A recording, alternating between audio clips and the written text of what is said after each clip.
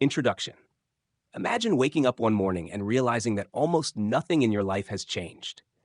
Not because you never tried. You did. You made plans. You promised yourself that this month would be different. You told yourself you would finally become more disciplined, more confident, more focused. But somehow, weeks became months. Months became years. And every time an opportunity appeared, the same quiet voice returned. I'm not ready. What if I fail? Maybe I'll start tomorrow. People like me don't succeed at things like this. Then one day, you see someone who once stood exactly where you stood. Same doubts, same uncertainty, maybe even fewer advantages. But their life moved forward while yours remained almost unchanged. And the painful question appears, what did they understand that I didn't? Perhaps the answer is simpler than you think. Your life cannot consistently move in a new direction while your mind keeps repeating the same old instructions, because thoughts are not just background noise. Repeated thoughts influence what you attempt, what you avoid, what you tolerate, and eventually what you believe is possible. A person who repeatedly thinks, I can't do this, may quit before discovering what they could have learned. A person who expects failure may become so focused on problems that opportunities become almost invisible. So the question is not whether your mind influences your life. The question is, who has been teaching your mind what to believe? And what happens when you finally decide to teach it something different? Chapter 1. Change your thinking to change your life. You can desperately want a different life and still wake up every morning thinking exactly like the person who created your current one. That is one of the strangest contradictions of personal growth.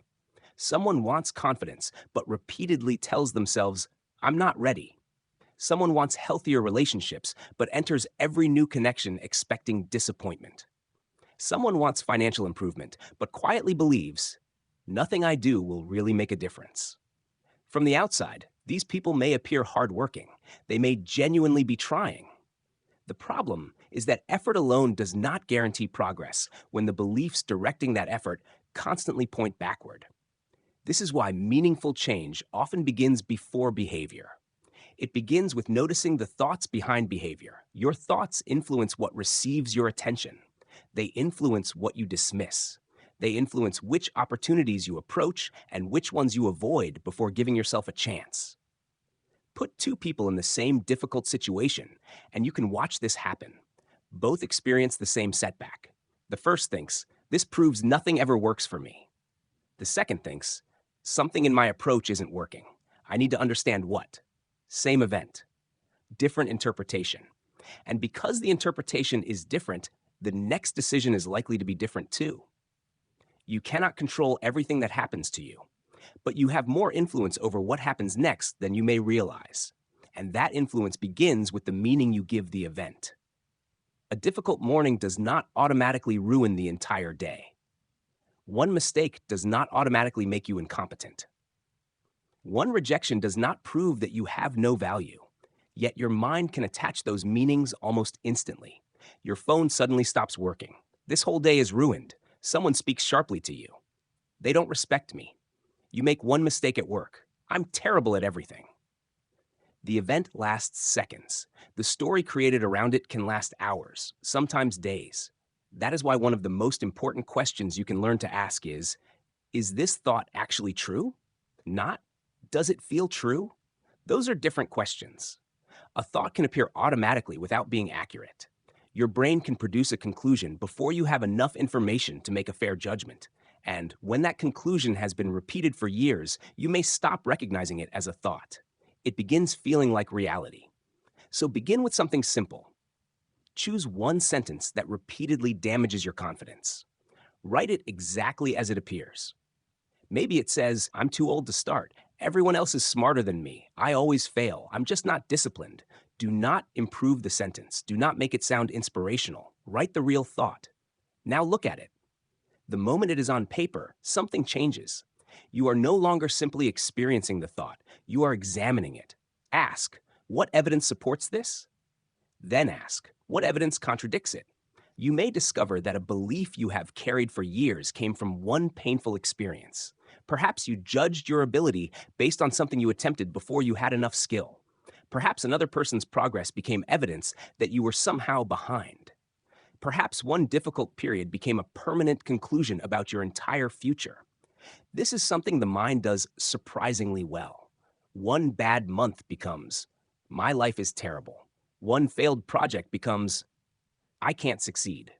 One painful conversation becomes, nobody understands me. A temporary experience becomes a permanent rule.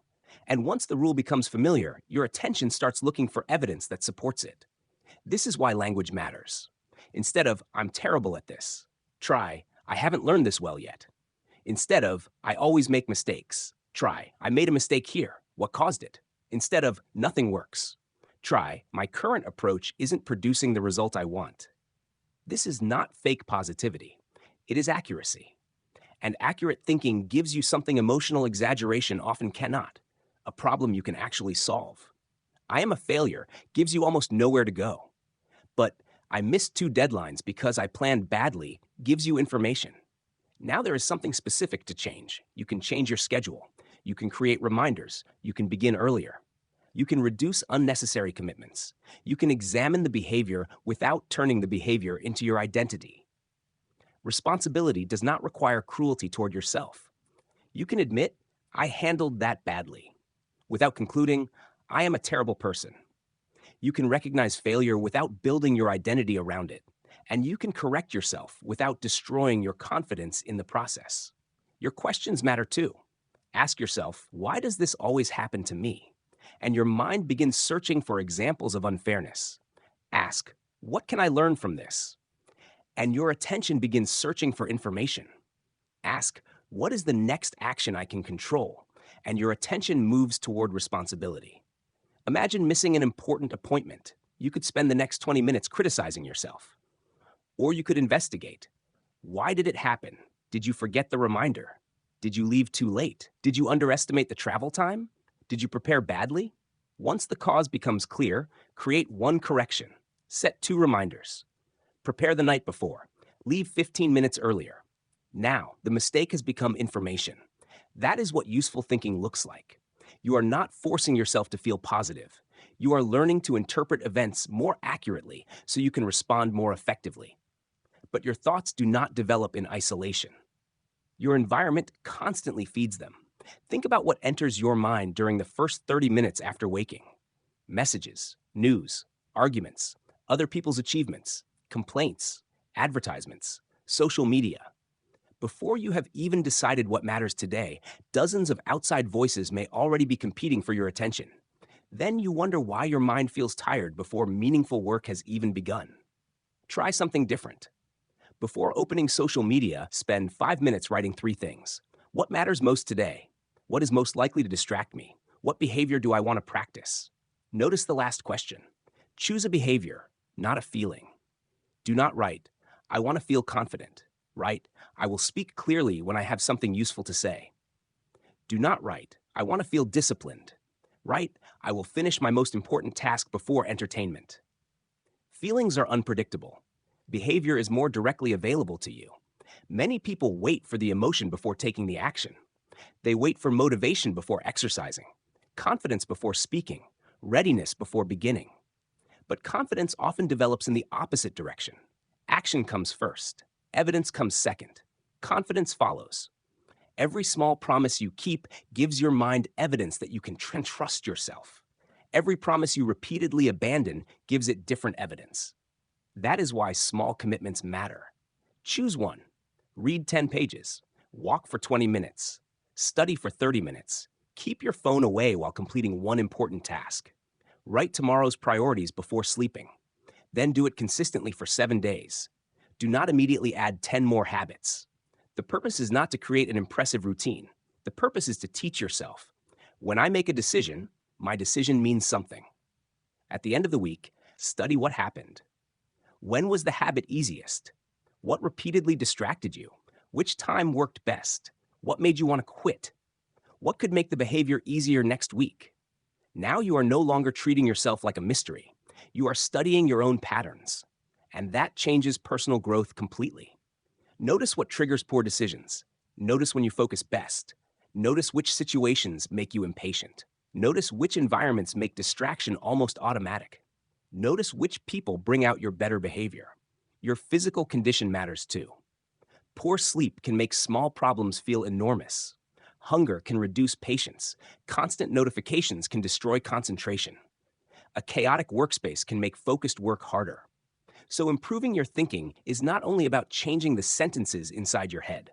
Sometimes you need to change the conditions surrounding your mind. Sleep properly, eat regularly, move your body, reduce unnecessary notifications, keep your work environment usable. Give yourself periods without constant digital stimulation. These things may sound ordinary, but your life is largely built from ordinary things repeated. The same principle applies at night. Many people lie in bed replaying everything they did wrong. One awkward conversation, one mistake, one unfinished responsibility, one person's opinion. The body is exhausted, but the mind keeps holding another meeting, and nothing is being solved. Try a different evening practice. Write down one mistake that deserves attention. Then write one action you can take tomorrow. After that, write one thing you handled well. Keep it factual, no exaggerated praise, no self-attack, just an accurate record. Over time, something begins changing. You catch unhelpful thoughts sooner. You recognize comparison while it is happening. You notice anger before the words leave your mouth. You recognize when fear is trying to make a decision for you. That small moment of awareness creates space. And inside that space, you have options. Someone criticizes your work. Your first instinct may be to defend yourself. Pause. Separate their tone from the information. Perhaps they communicated badly. Perhaps they are also pointing towards something useful. You do not have to accept every criticism, but you do not have to reject every criticism either. Ask, what part is factual? What part is opinion? What can I improve? The same applies when someone disagrees with you. You do not always need to win immediately. Sometimes understanding the disagreement creates a better outcome than dominating the conversation. And when a plan fails, resist the urge to turn one result into a prediction about your future. Ask, what did I expect? What actually happened? What was under my control? What wasn't? What should change next time? This is emotional discipline, not the absence of emotion. You can feel afraid and still act carefully. You can feel disappointed and continue your responsibilities. You can feel angry and still choose your words. Emotion can speak. It simply does not need to make every decision. The same clarity should guide your goals. I want a better life sounds meaningful, but what should you do at 7 o'clock tomorrow evening? The goal does not tell you. Compare that with, I will study English for 30 minutes after dinner, 5 days each week. Now the mind has a target. Large goals become manageable when translated into measurable behavior. A writer can measure pages completed. A student can measure focused study sessions. Someone improving fitness can measure workouts. Someone improving finances can record spending. Behavior gives you feedback before the final result appears, and feedback helps you correct your method. Suppose you study for months and remember very little. Do not immediately conclude that you lack intelligence. Test the method. Are you simply rereading? Are you practicing retrieval? Are you solving problems? Are you reviewing weak areas? Sometimes the person is not the problem. The system is. The same is true with habits. If exercising after work repeatedly fails because you are exhausted, perhaps another time works better. If you forget to read, put the book somewhere visible. If your phone constantly interrupts work, move it out of reach. Do not depend entirely on willpower. Design the conditions around the behavior.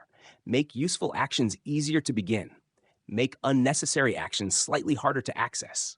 Your mind becomes calmer when fewer decisions are competing for attention. You do not need a perfectly organized life. You need enough structure to prevent unnecessary chaos from making decisions for you. And eventually, you may face a more uncomfortable truth. You cannot build a different life while protecting every belief that created your current habits. Some beliefs will need to be questioned. Some excuses will need to disappear. Some habits you once considered normal may need to change. Sometimes you may have to admit that circumstances are not responsible for everything. Some part of the problem may actually be within your control. That realization can hurt, but discomfort is not always evidence that something is wrong. Sometimes discomfort appears because you are finally seeing something clearly. So begin today with one thought, not 50. One. Choose the sentence that appears when pressure arrives. Write it down. Examine whether it is accurate. So, remove exaggeration. Separate facts from assumptions. Identify what can actually be changed. Then take one useful action before the day ends. Tomorrow, do it again. Eventually, you stop treating every first thought as truth. You become more careful about the language you use toward yourself. You ask stronger questions. You correct mistakes instead of turning them into identities. You build confidence from evidence instead of promises. And slowly, the process begins to compound. One thought becomes more accurate. One decision becomes better. One action becomes stronger. That action produces a different result. That result gives you new evidence. And new evidence begins changing what you believe about yourself. Your circumstances may not transform overnight, but your next decision can change today. And when better decisions are repeated long enough, the life built from those decisions can become almost unrecognizable from the one you started with. Chapter 2. Notice the thoughts you repeat every day. Most people hear thousands of thoughts every day without ever stopping to notice which ones keep coming back. You wake up and think, I didn't sleep enough. You look at your responsibilities.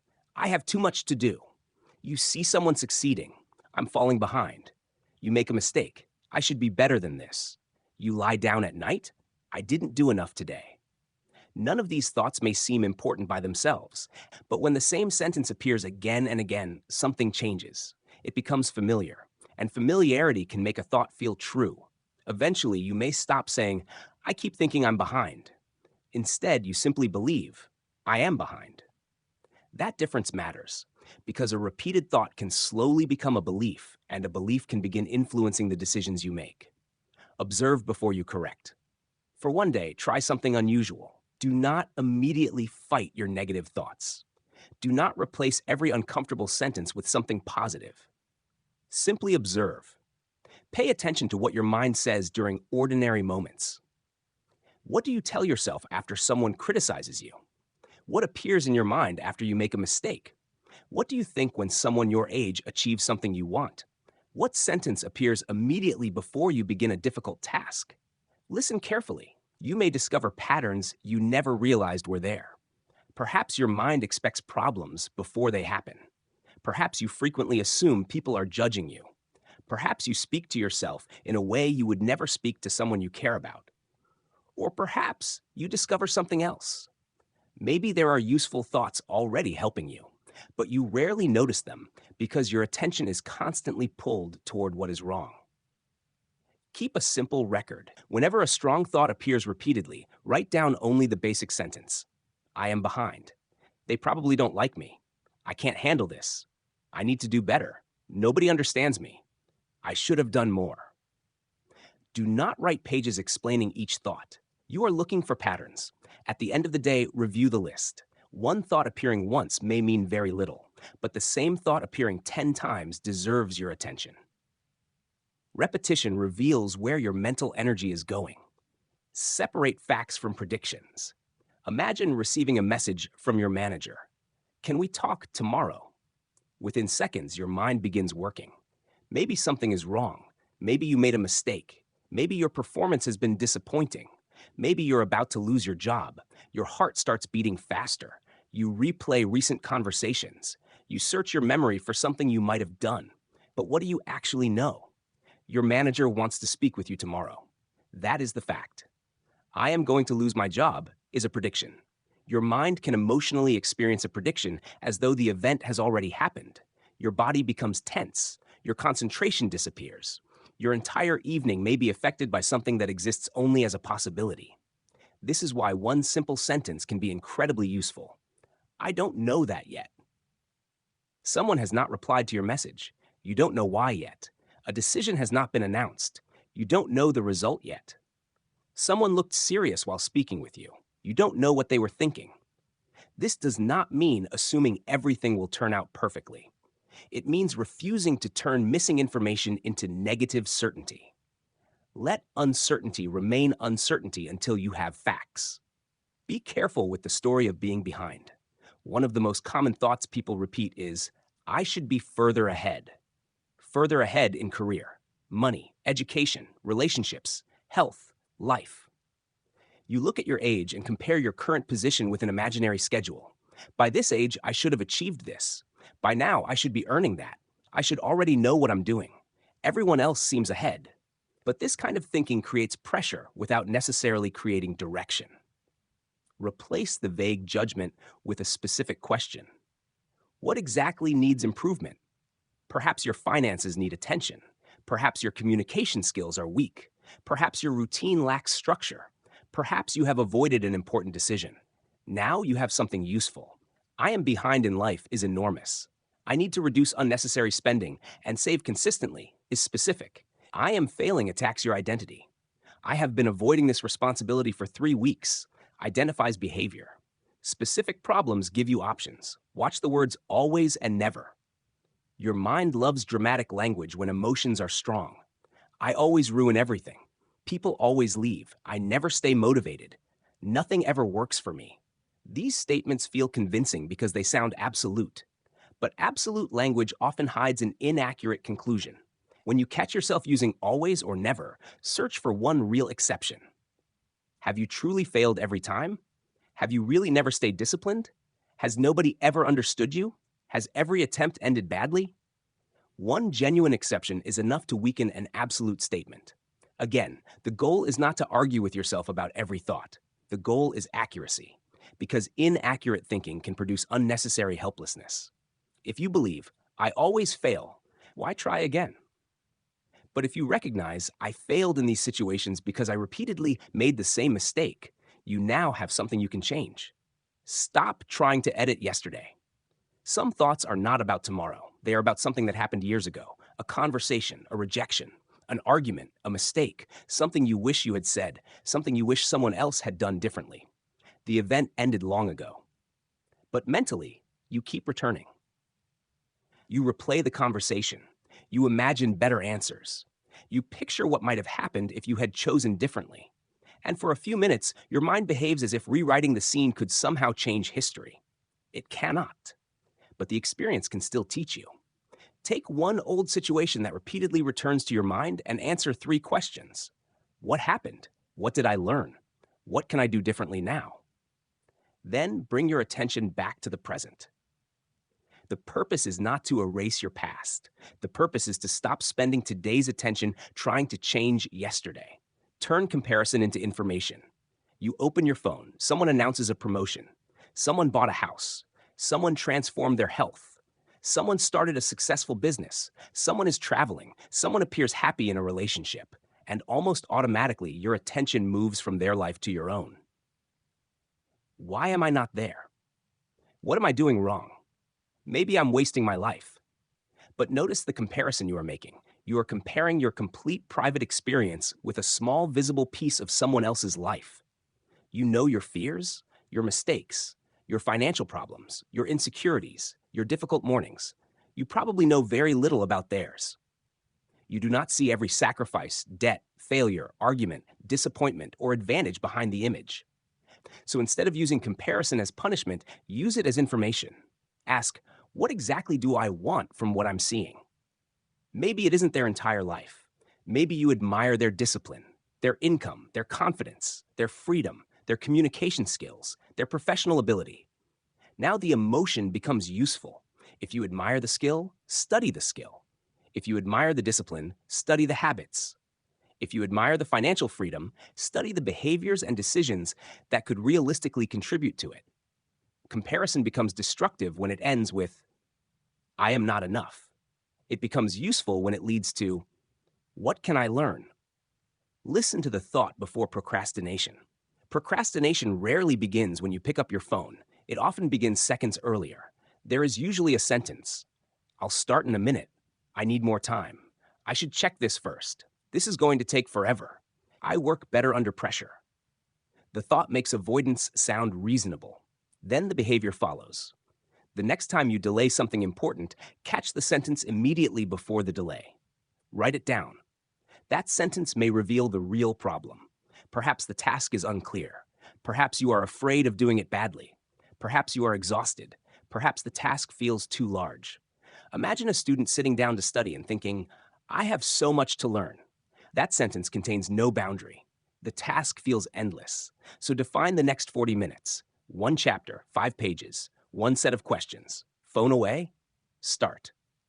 The mind handles a clear action more easily than an undefined burden. Your expectations can enter the conversation before you do. Repeated thoughts also influence how you communicate. Suppose you need to discuss something difficult with another person. Before the conversation even begins, you think, they're going to disagree. They won't listen. They'll criticize me. They always get defensive. So you enter the conversation prepared for conflict.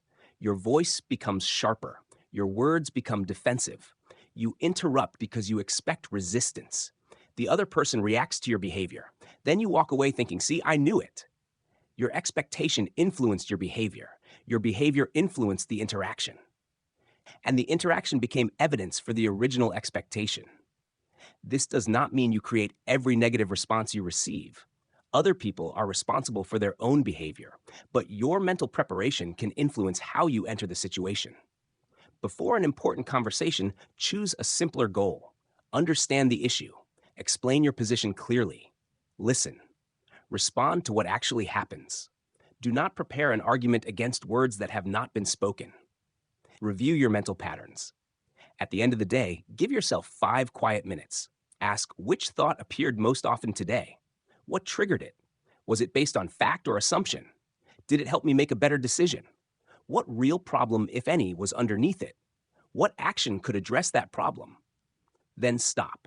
You do not need to analyze yourself for hours. Repeat this short review for 2 weeks. Patterns will begin appearing. Perhaps certain thoughts arrive immediately after waking. Others appear during work. Some begin after scrolling through social media. Others appear after conversations with specific people. This information matters because once you know the trigger, you can change how you respond to it. Maybe social media before work creates comparison. Change the time you use it. Maybe exhaustion produces harsh self-judgment. Stop making major conclusions about yourself late at night. Maybe a certain responsibility repeatedly creates anxiety because you keep delaying it. Create a plan and begin. Your goal is not to control every thought that enters your mind. That would become another impossible task. Your goal is to know your mind well enough to recognize its habits. Because a thought you notice can be examined. A thought you examine can be questioned. And a thought you question does not automatically have to become your next action. Listen to the sentences you repeat silently. Separate facts from predictions. Correct exaggeration. Identify the real problem. Take action where action is possible. And when something is genuinely uncertain, allow yourself to say, I don't know yet. Your attention teaches your mind what deserves repetition. So choose carefully what you continue rehearsing. Because every day, whether you realize it or not, your mind is practicing something. And what it practices repeatedly becomes easier to believe. Chapter 3. Stop letting fear decide your choices. Fear has an important purpose. It can warn you when something is genuinely dangerous. It can make you slow down, pay attention, and protect yourself when caution is necessary. But fear does not appear only when your safety is threatened. Sometimes it appears before a conversation, before asking for something you want, before applying for an opportunity, before showing your work to other people, before walking into a room where you know nobody. And if you automatically treat every feeling of fear as a warning to stop, fear can quietly begin making decisions that belong to you. You may call it being careful. You may call it waiting for the right moment. You may tell yourself you need more preparation. But sometimes, underneath all of those explanations, there is a much simpler truth. You are afraid. Fear is a feeling, not a prediction. Imagine standing outside a meeting room knowing that you have to give an important presentation. Your hands feel tense. Your heartbeat becomes faster. Your mind begins producing possibilities. What if I forget what I want to say? What if they notice I'm nervous? What if someone asks a question I can't answer? The physical response is real. The thoughts are real.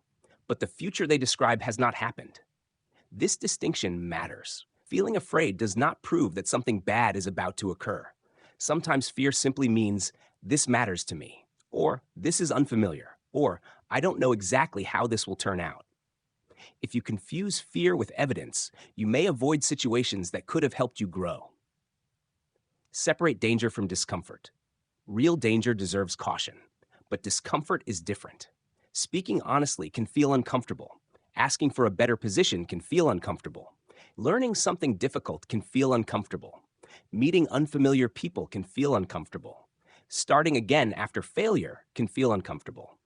None of these feelings automatically mean you should stop. One of the most useful questions you can ask when fear appears is, am I actually in danger or am I simply uncomfortable? The answer can completely change your next decision. Discomfort often appears at the edge of unfamiliar experience. And if you retreat every time you feel it, your world can slowly become smaller. Make the fear specific. General fear feels enormous because it has no boundaries. I am afraid of failure. What does that actually mean? Failure could mean almost anything. So make the fear precise. I am afraid my manager will reject my request. I am afraid people will notice my mistakes during the presentation. I am afraid I will spend money on this idea and nobody will buy it. I am afraid I'll say something awkward when I meet new people.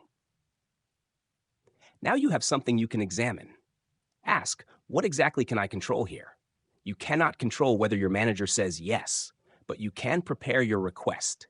You cannot guarantee that everyone will admire your presentation, but you can practice it.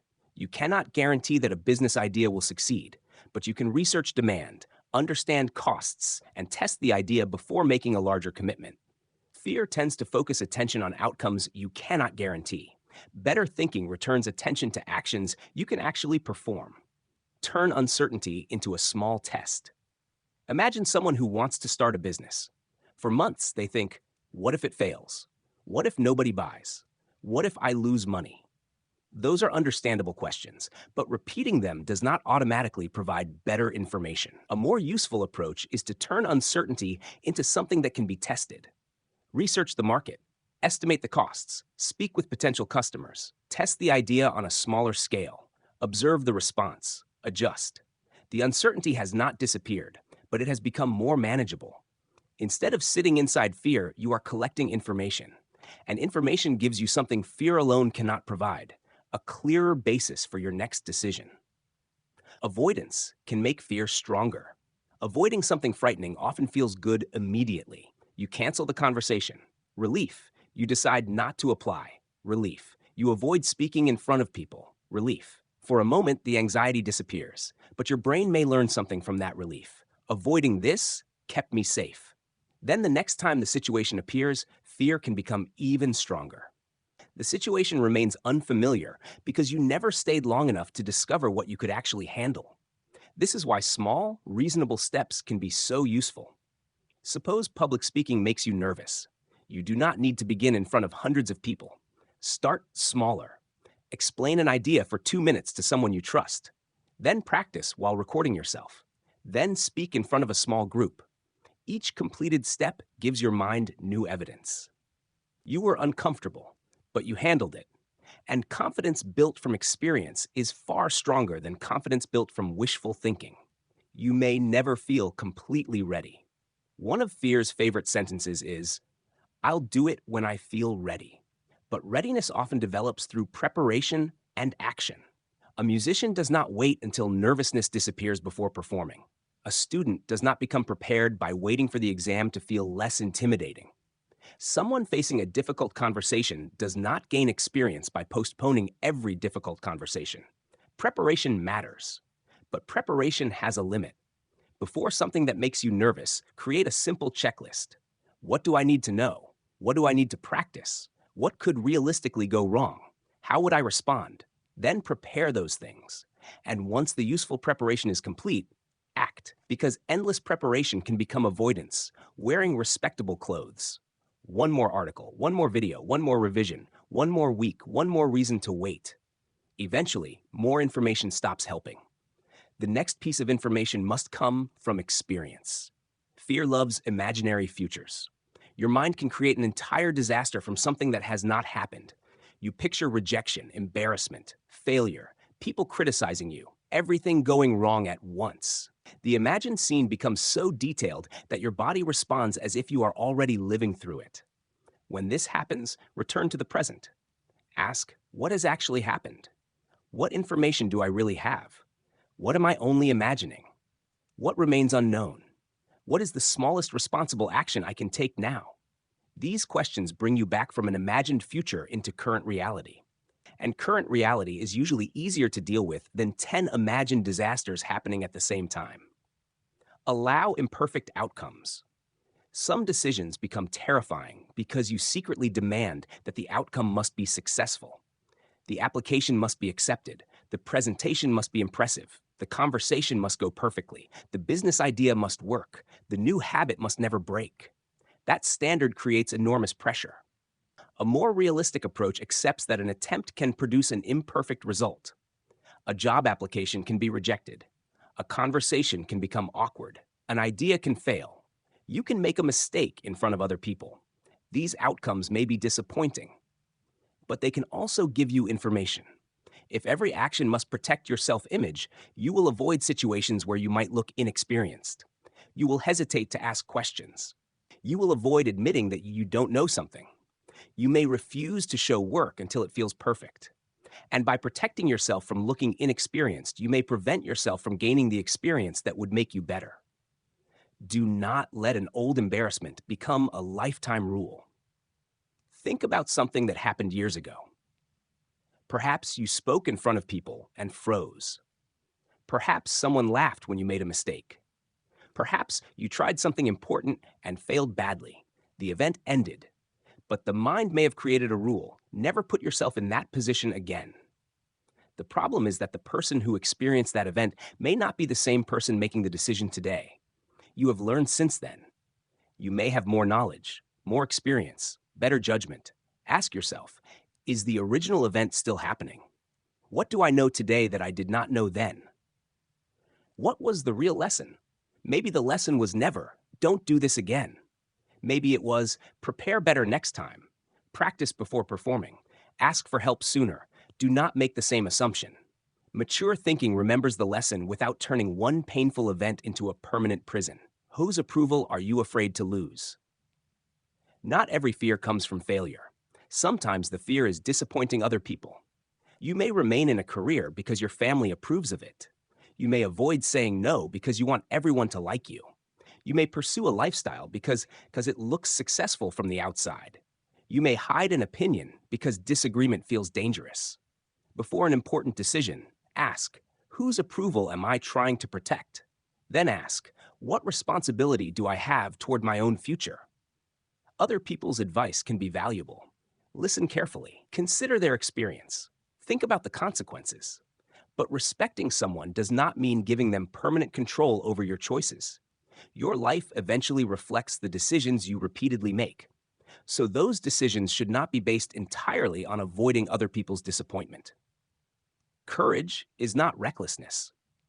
Overcoming fear does not mean ignoring reality. You should not make a dangerous decision simply to prove that you are brave. You should not ignore financial facts because you want to appear confident. You should not enter unsafe situations because someone challenges your courage. Good decisions combine courage with judgment. Before a major choice, write down 3 possibilities: the best realistic outcome, the most difficult realistic outcome, and the outcome that appears most likely based on the information you currently have. This prevents your mind from treating the worst possible result as though it were the only possible result. Then ask another question. If I do nothing, what happens? People often examine the risk of acting while ignoring the risk of remaining still. Not applying has a consequence. Not speaking has a consequence. Not changing has a consequence. Avoidance is still a decision, and sometimes it carries a larger long-term cost than the action you were afraid to take. Think about the regret, not only the fear. Imagine yourself 1 year from today. Which would bother you more? Trying something carefully and discovering that it did not work? Or never trying and still wondering what might have happened? This question does not mean you should pursue every opportunity. Some opportunities are not worth the risk, but it forces you to evaluate both sides of the decision. Fear usually shows you the cost of action. Good judgment also examines the cost of inaction. Take one controlled step. Choose one fear that has been influencing your decisions, not something genuinely unsafe. Choose something where fear is mostly connected to discomfort, uncertainty, rejection, or embarrassment. Write down exactly what you fear. Then write what is under your control. Choose the smallest reasonable action. Send the message. Ask the question. Practice the presentation. Research the opportunity. Make the phone call. Speak honestly. Complete the first application. Then observe what actually happens. You are collecting evidence. Maybe the result is good. Maybe it is disappointing. Either way, you now know more than you knew while sitting inside fear. And that is how fear gradually loses some of its power. Not because you never feel it again, but because you stop allowing the feeling to make every decision for you. Fear can speak. It can warn you. It can remind you to prepare. It can encourage caution when caution is genuinely necessary. But when the facts have been examined, the risks understood, and the responsible preparation completed, fear does not need to have the final vote. Chapter 4. Build confidence through action. Confidence is often misunderstood. Many people believe confident people simply wake up feeling certain about themselves. They imagine confidence as a personality trait you either have or you don't. So when they feel nervous, uncertain, or uncomfortable, they conclude, I'm just not a confident person. But confidence is rarely created by waiting until fear disappears. More often, confidence is built through evidence. You attempt something, you survive the discomfort, you learn, you improve. Then your mind begins receiving a new message. Maybe I can handle this. That is why confidence often comes after action, not before it. Stop waiting to feel confident. Imagine someone who wants to speak more during meetings. Every week, they sit quietly. They have ideas. Sometimes they even know the answer. But before speaking, a thought appears. What if I sound stupid? So they remain silent. After the meeting, they feel disappointed. They tell themselves, next time when I'm more confident, I'll speak. But the next meeting arrives, and nothing has changed. Why? Because they were waiting for confidence without giving themselves any experience from which confidence could grow. A better approach would be smaller. Do not begin by trying to dominate the entire meeting. Prepare one useful point beforehand. When the right moment appears, say it. Your voice may still feel nervous. Your heart may still beat faster. That is fine. The goal is not to feel perfectly comfortable. The goal is to complete the behavior. Afterward, your mind has new evidence. I spoke even though I was nervous. Repeat that enough times, and the situation gradually becomes more familiar. Confidence needs evidence. Think about something you already do confidently, perhaps driving, cooking, using certain software, playing a sport, speaking with close friends. You probably did not begin with complete confidence. At first, you had to think carefully. You made mistakes. You needed help. Eventually, repetition created competence. Competence created evidence, and evidence created confidence. This is why telling yourself, just believe in yourself, has limits. Belief becomes stronger when your behavior supports it. If you want more confidence, ask, what evidence would convince me that I am improving? Then create opportunities to collect that evidence. Keep small promises to yourself. Self-confidence is closely connected to self-trust. Imagine repeatedly promising yourself, tomorrow I'll wake up early. Then you don't. I'll finish this tonight. You don't. I'll start exercising Monday. Monday arrives. Nothing happens. Each promise seems small, but repeated long enough, your mind learns, my decisions don't really mean anything. Now imagine doing the opposite. You make smaller promises, but you keep them. 20 minutes of exercise, 10 pages of reading, 30 minutes of focused work, one difficult phone call, one task completed before entertainment. None of these actions looks dramatic, but every completed commitment becomes evidence. I said I would do this, and I did. That is how self-trust grows. Do not build confidence by making enormous promises during moments of motivation. Build it by making realistic promises and consistently keeping them. Preparation reduces unnecessary fear. Confidence does not mean entering every situation unprepared. Imagine two people giving presentations. The first has barely practiced. They hope confidence will carry them through. The second rehearses several times. They understand the material. They prepare answers for likely questions. They know the structure. Who has a stronger reason to feel confident? Preparation does not guarantee that everything will go perfectly, but it reduces avoidable uncertainty. Before something important, ask, what can I prepare? What skill can I practice? What information do I need? Which part makes me most nervous? Then work specifically on that part. Real confidence is often quiet because it comes from knowing you prepared properly. Do not confuse confidence with certainty. You can be confident without knowing exactly what will happen. A confident person can say, I don't know. They can ask for help. They can admit a mistake. They can change their mind when new evidence appears. Insecurity sometimes does the opposite. It tries to appear certain about everything because being wrong feels threatening. But confidence does not require pretending to know what you do not know. It means trusting your ability to respond when you encounter something unfamiliar. Instead of thinking, I must know everything before I begin, try, I know enough to take the next step, and I can learn what I don't know. Stop using other people as your measuring stick. Confidence becomes unstable when it depends entirely on comparison. You feel successful until someone earns more. You feel attractive until someone receives more attention. You feel intelligent until someone knows something you don't. You feel accomplished until someone younger reaches a goal before you. If your confidence depends on being ahead of everyone else, peace becomes almost impossible.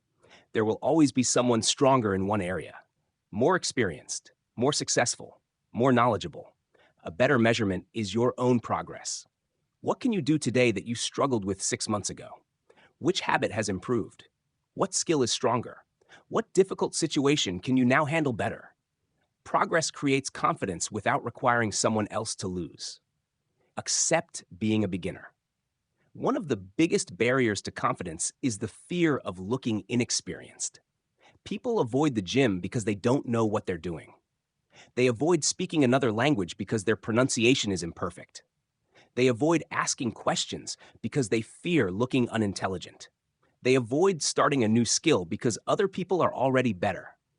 But competence requires a beginner stage. There is no way around it. The experienced person you admire once did the activity badly. The fluent speaker once struggled to form basic sentences. The skilled musician once played simple notes. If you refuse to look inexperienced, you also refuse the process that eventually creates experience. Allow yourself to be new. Use mistakes correctly. Suppose you give a presentation and forget part of what you wanted to say. Afterward, you have two options. The first, that was terrible. I'm horrible at speaking. The second, I lost my place because I depended too heavily on memorizing exact sentences. Next time, I'll practice using key points. The first attacks identity. The second improves performance. This distinction matters. Confident people still make mistakes. The difference is that they do not automatically turn every mistake into proof that they are incapable. They extract the lesson and continue. Change your posture toward criticism. Criticism can damage confidence when every negative opinion becomes a verdict. Someone dislikes your work. You think, maybe I'm not good enough.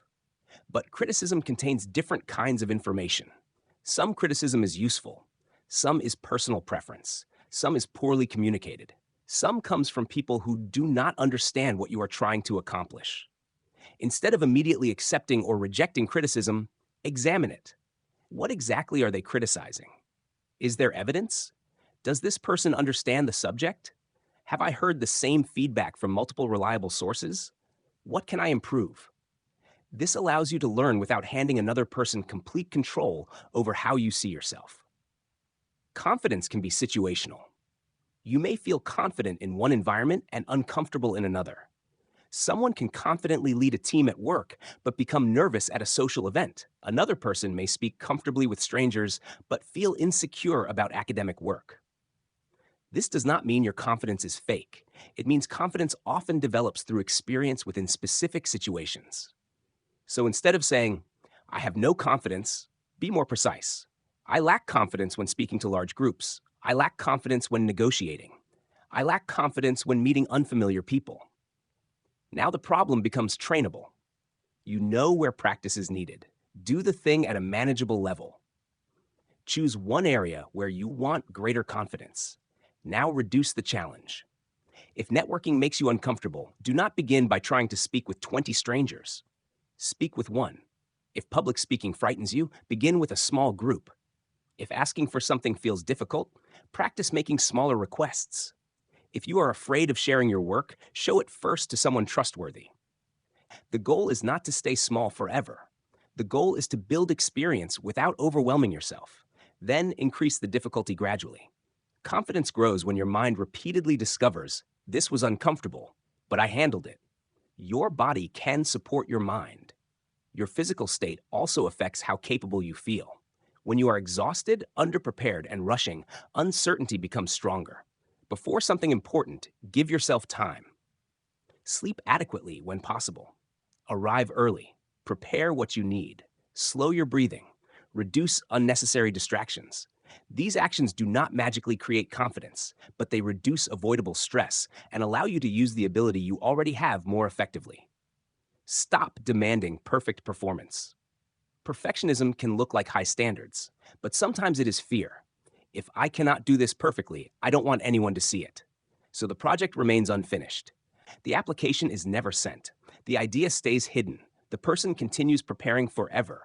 Instead of asking, is this perfect? Ask, is this good enough for the next stage? Then submit it. Publish it. Send it. Test it. Get feedback. Improve. Progress requires exposure to reality. You cannot improve something forever inside your head. Record your evidence. At the end of each week, write down 3 things you handled well. Keep them specific. I asked a question even though I felt nervous. I finished the task before the deadline. I admitted that I didn't understand something and asked for help. I stayed calm during a difficult conversation. I returned to my routine after missing a day. This is not about praising yourself for everything. It is about creating an accurate record. Your mind easily remembers embarrassment and failure. Give it evidence of competence too. Confidence is a relationship with yourself. Eventually, confidence becomes less about believing, everything will go well, and more about believing, whatever happens, I can respond. Maybe the answer will be no. Maybe you will make a mistake. Maybe someone will criticize you. Maybe the first attempt will fail. Confidence does not guarantee protection from those experiences. It changes what those experiences mean. Rejection becomes information rather than destruction. Mistakes become feedback rather than identity. Uncertainty becomes something you can navigate rather than something you must avoid. So stop waiting for the magical morning when you finally feel ready. Choose one action you have been postponing because you do not feel confident enough. Prepare responsibly. Make the action small enough to attempt. Then do it. Let your mind experience the evidence. Repeat. Because confidence is not something you receive before entering the difficult situation. Very often, it is what you bring home after walking through it. Chapter 5. Focus your mind on what matters. Your attention is one of the most valuable resources you have. Money can be earned again. Many possessions can be replaced. But once an hour of your life has passed, you cannot buy it back. And yet, many people give the clearest hours of their day to things that barely matter, then give whatever energy remains to the responsibilities that could actually change their future. A better life requires more than having goals. It requires deciding what deserves your attention and protecting that attention from everything trying to take it away. Tension actually goes. Think about an ordinary morning. You wake up. Before your feet touch the floor, you reach for your phone. One message leads to another. Then a notification. Then social media. You see someone's achievement and begin comparing. You read a piece of news that creates concern. You watch one short video. Then another. 20 or 30 minutes disappear. Nothing terrible happened. But before you have given meaningful attention to your own life, your mind has already visited dozens of unrelated subjects. By the time you finally begin important work, part of your mental energy has already been spent. The deeper problem is not simply the phone. The problem is that whatever appears in front of you is deciding where your attention goes. When that becomes normal, your environment begins choosing your priorities for you. Define what actually matters. Ask yourself, what are the 3 most important areas of my life right now? Not 10. 3. Perhaps they are your health, your education, your work, your family, your finances, a meaningful project, a skill you need to develop. Choose according to your real responsibilities, not according to what looks impressive to other people. Then look at your actual week. Does your schedule reflect what you claim matters? If you say health is important, but repeatedly sacrifice sleep and never make time to move your body, your calendar tells a different story.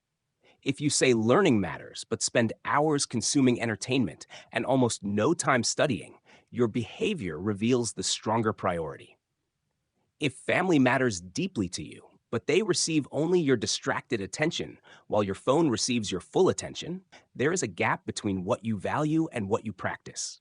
This is not a reason to criticize yourself. It is information. Your calendar is often a more honest description of your priorities than your intentions. Do the important thing before the easy thing takes over. Important work is often uncomfortable. Scrolling is easy. Replying to simple messages is easy. Checking notifications feels productive because something is happening. But activity and progress are not the same thing.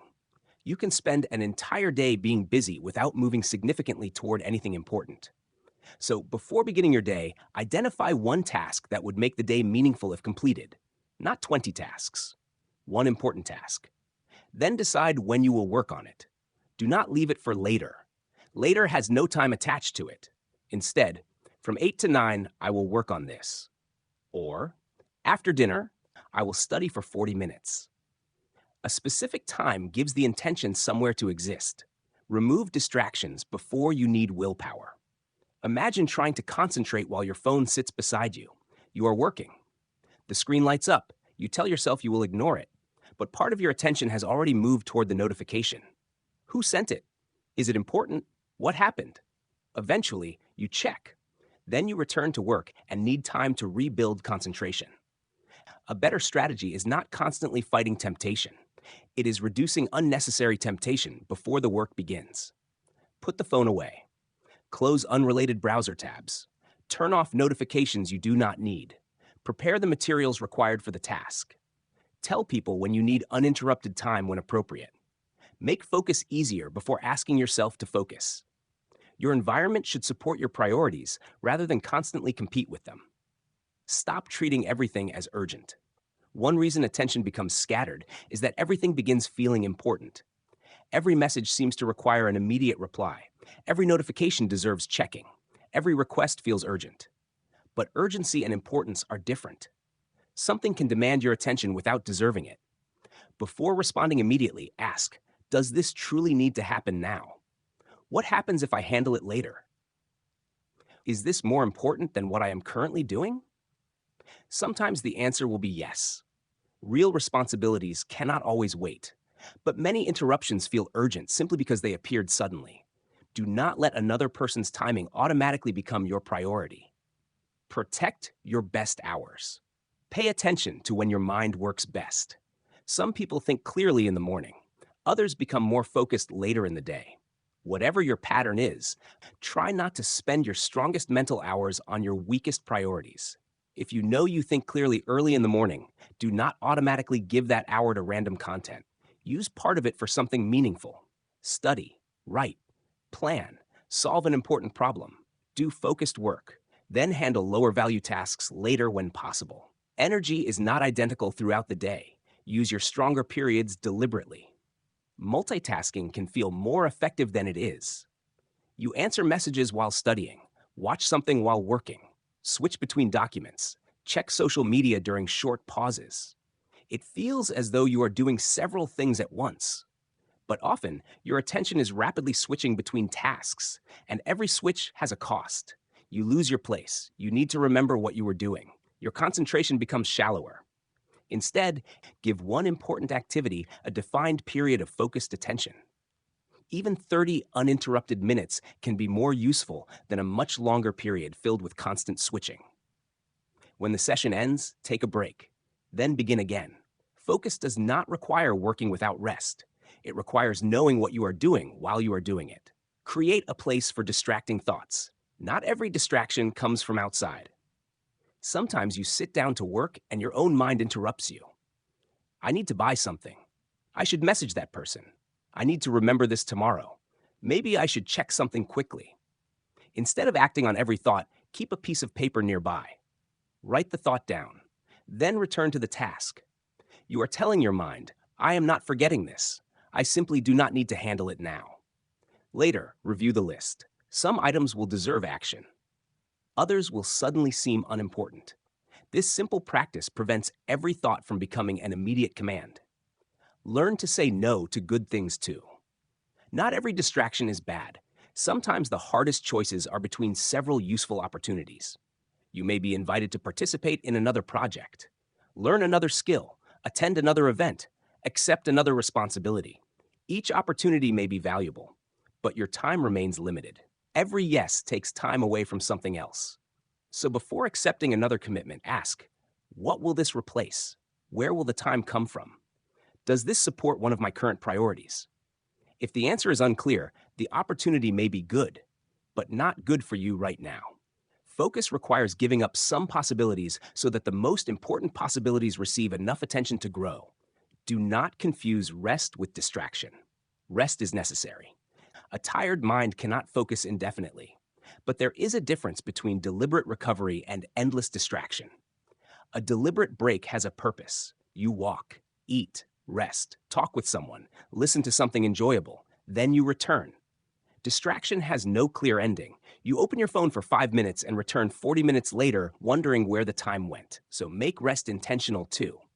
If you need 20 minutes away from work, take 20 minutes without guilt.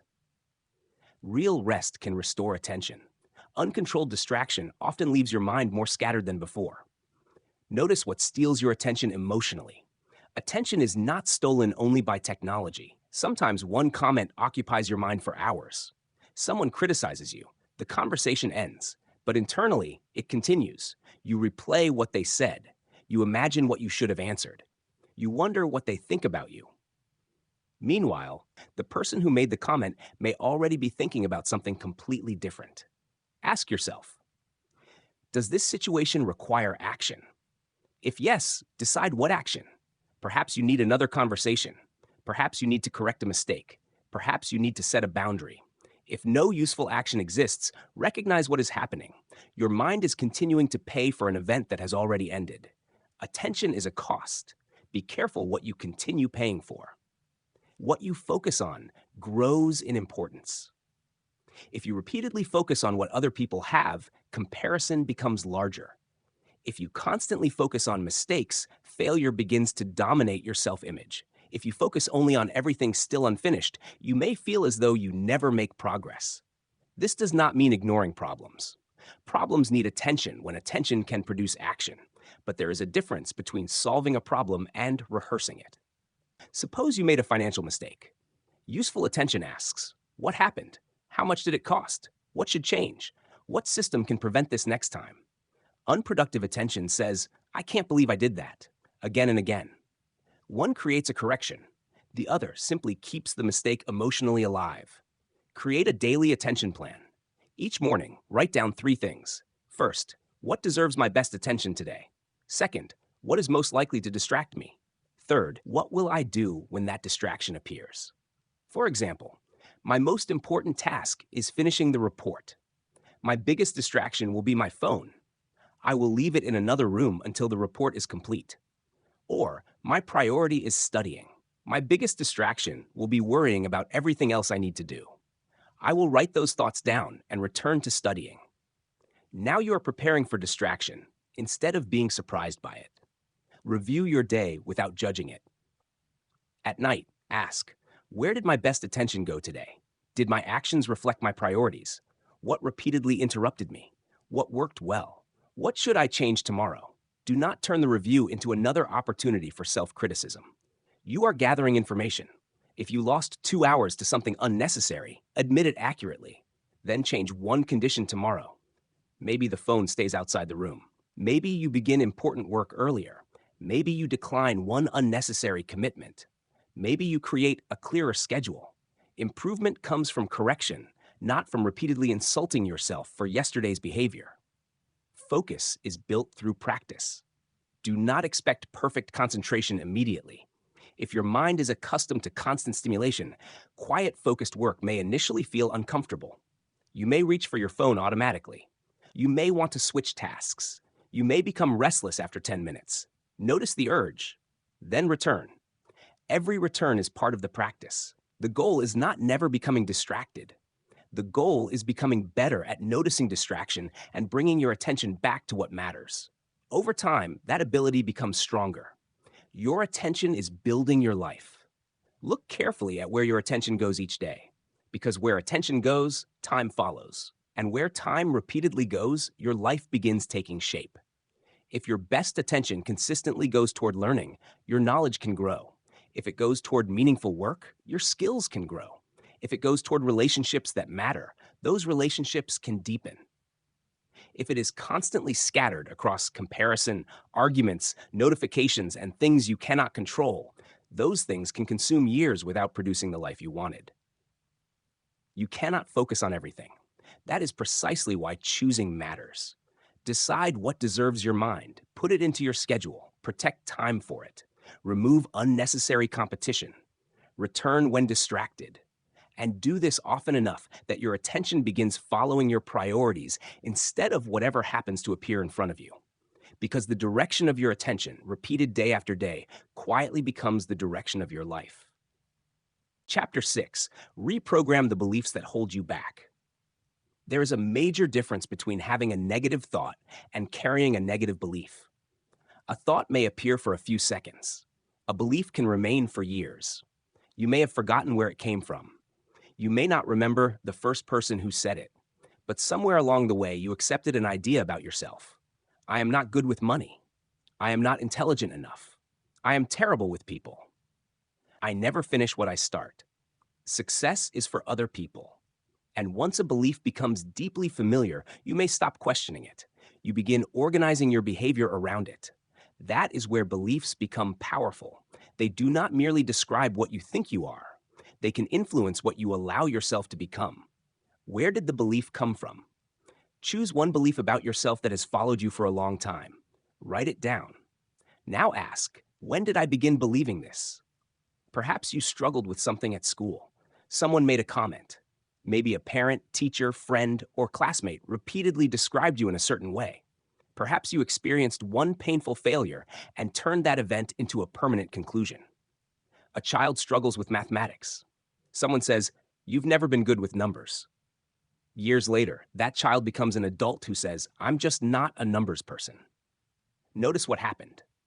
A difficulty became a label. The label became a belief.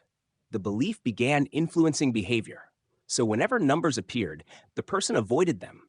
Because they avoided them, their ability never improved. Then the lack of improvement became more evidence for the original belief. The belief helped create the result that seemed to prove the belief was true.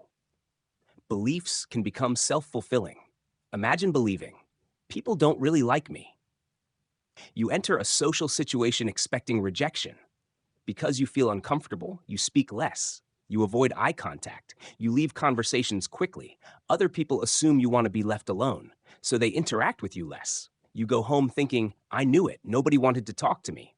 But what happened? The belief influenced your behavior. Your behavior influenced the interaction. The interaction then became evidence for the belief. This does not mean every difficult experience is created by your thinking. Other people make their own decisions. Circumstances are real. But beliefs can influence how you enter situations and therefore influence some of the outcomes you experience. Question: the belief like a lawyer. When a belief has existed for years, do not simply replace it with the opposite extreme. If you deeply believe, "I am terrible with money," repeating, "I am a financial genius," may feel meaningless. Instead, investigate the belief. Ask, what evidence supports it? What evidence challenges it? Is this true in every situation? Is it describing an identity or a skill? Could the skill improve? Perhaps you have made poor financial decisions. That is evidence about previous behavior. It does not automatically prove permanent inability.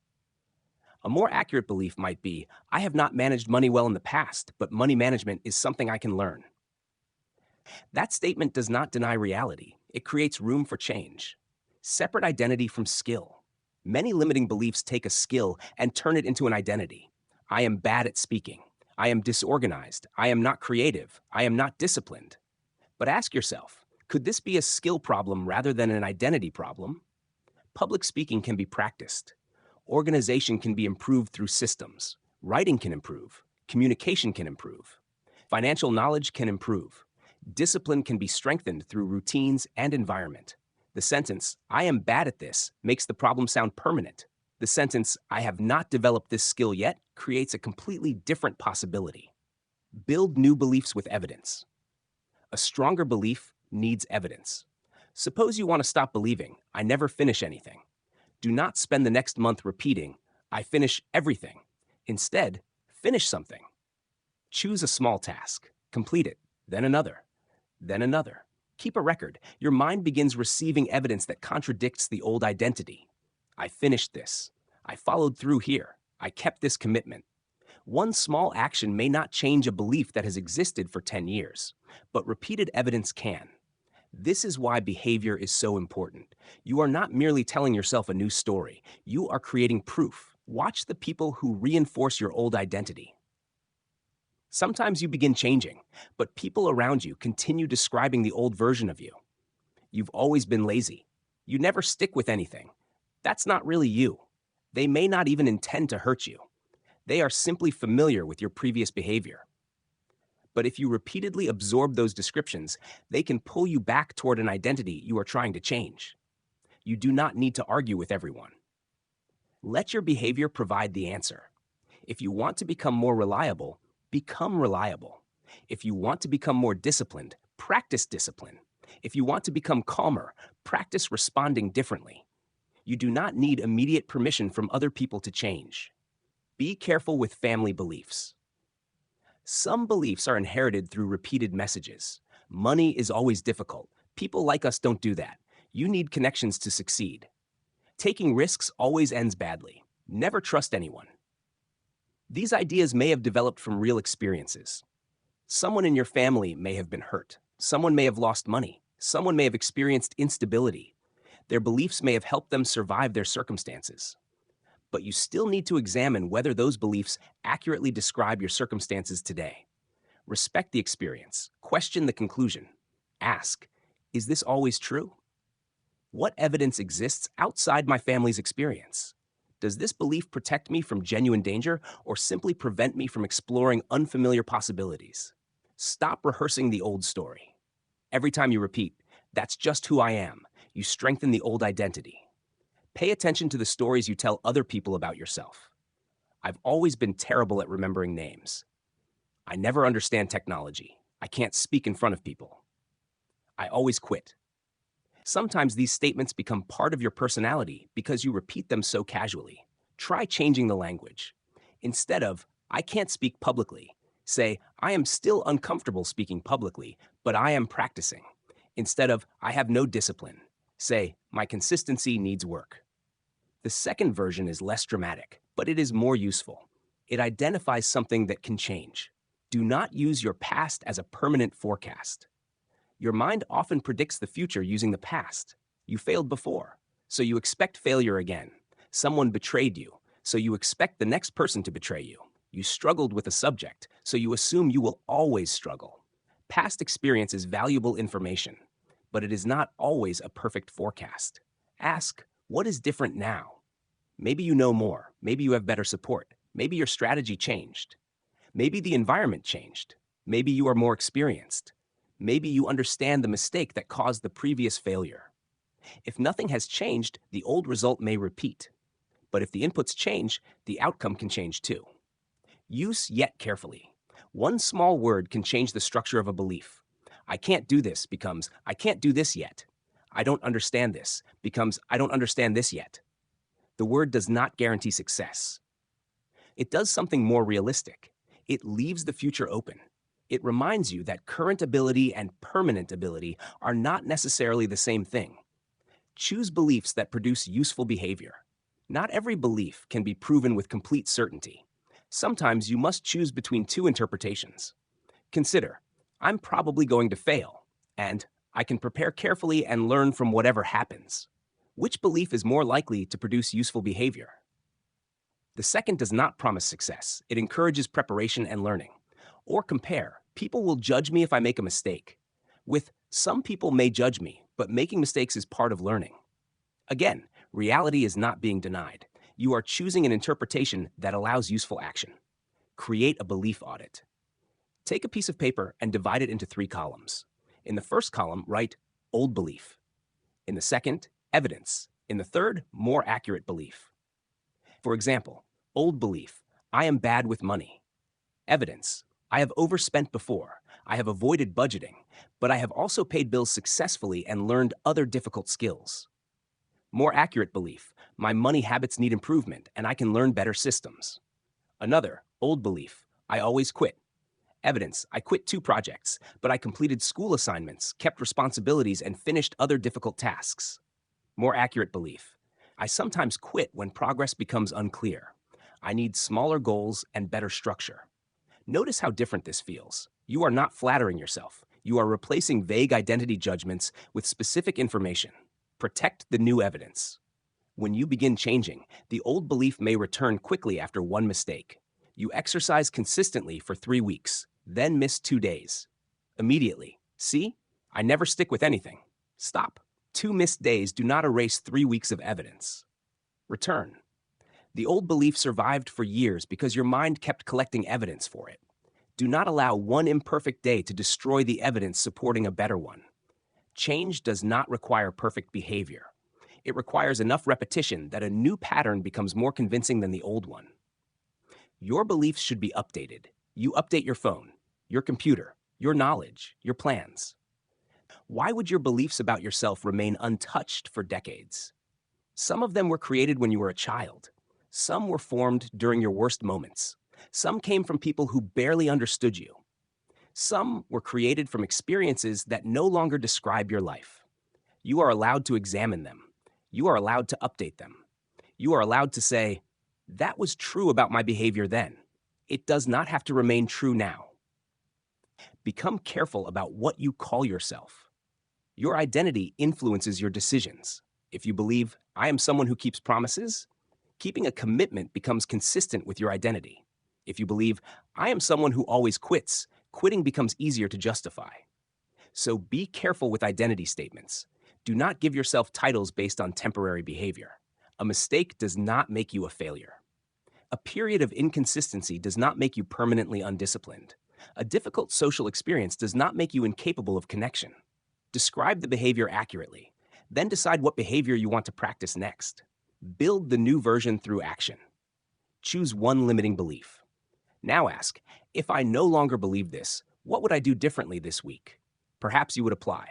Speak, practice, save money, ask for help, set a boundary, begin learning. Take one of those actions. Not because the old belief has completely disappeared, but because action gives your mind new evidence. Then repeat.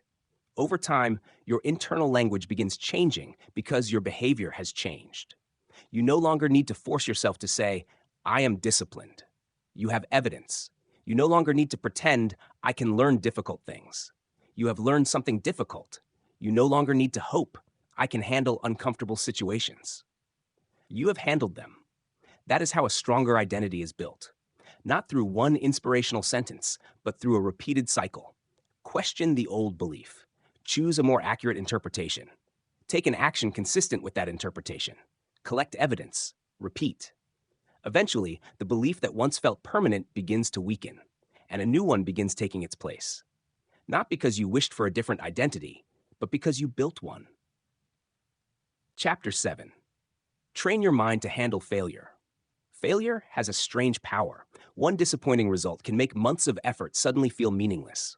You apply for something important and get rejected. You start a project and it does not work. You try to change a habit and fall back into the old pattern. And almost immediately, your mind wants to turn an event into an identity. I failed becomes, I am a failure. Those sentences sound similar. Psychologically, they are completely different. The first describes something that happened. The second describes who you believe you are. And once failure becomes part of your identity, trying again becomes much harder. Failure is information. Imagine launching a product that nobody buys. You could conclude, I am terrible at business, but what exactly did the result prove? Maybe the price was wrong. Maybe the product solved a problem nobody cared enough about. Maybe the marketing reached the wrong people. Maybe customers did not understand the offer. Maybe the timing was poor.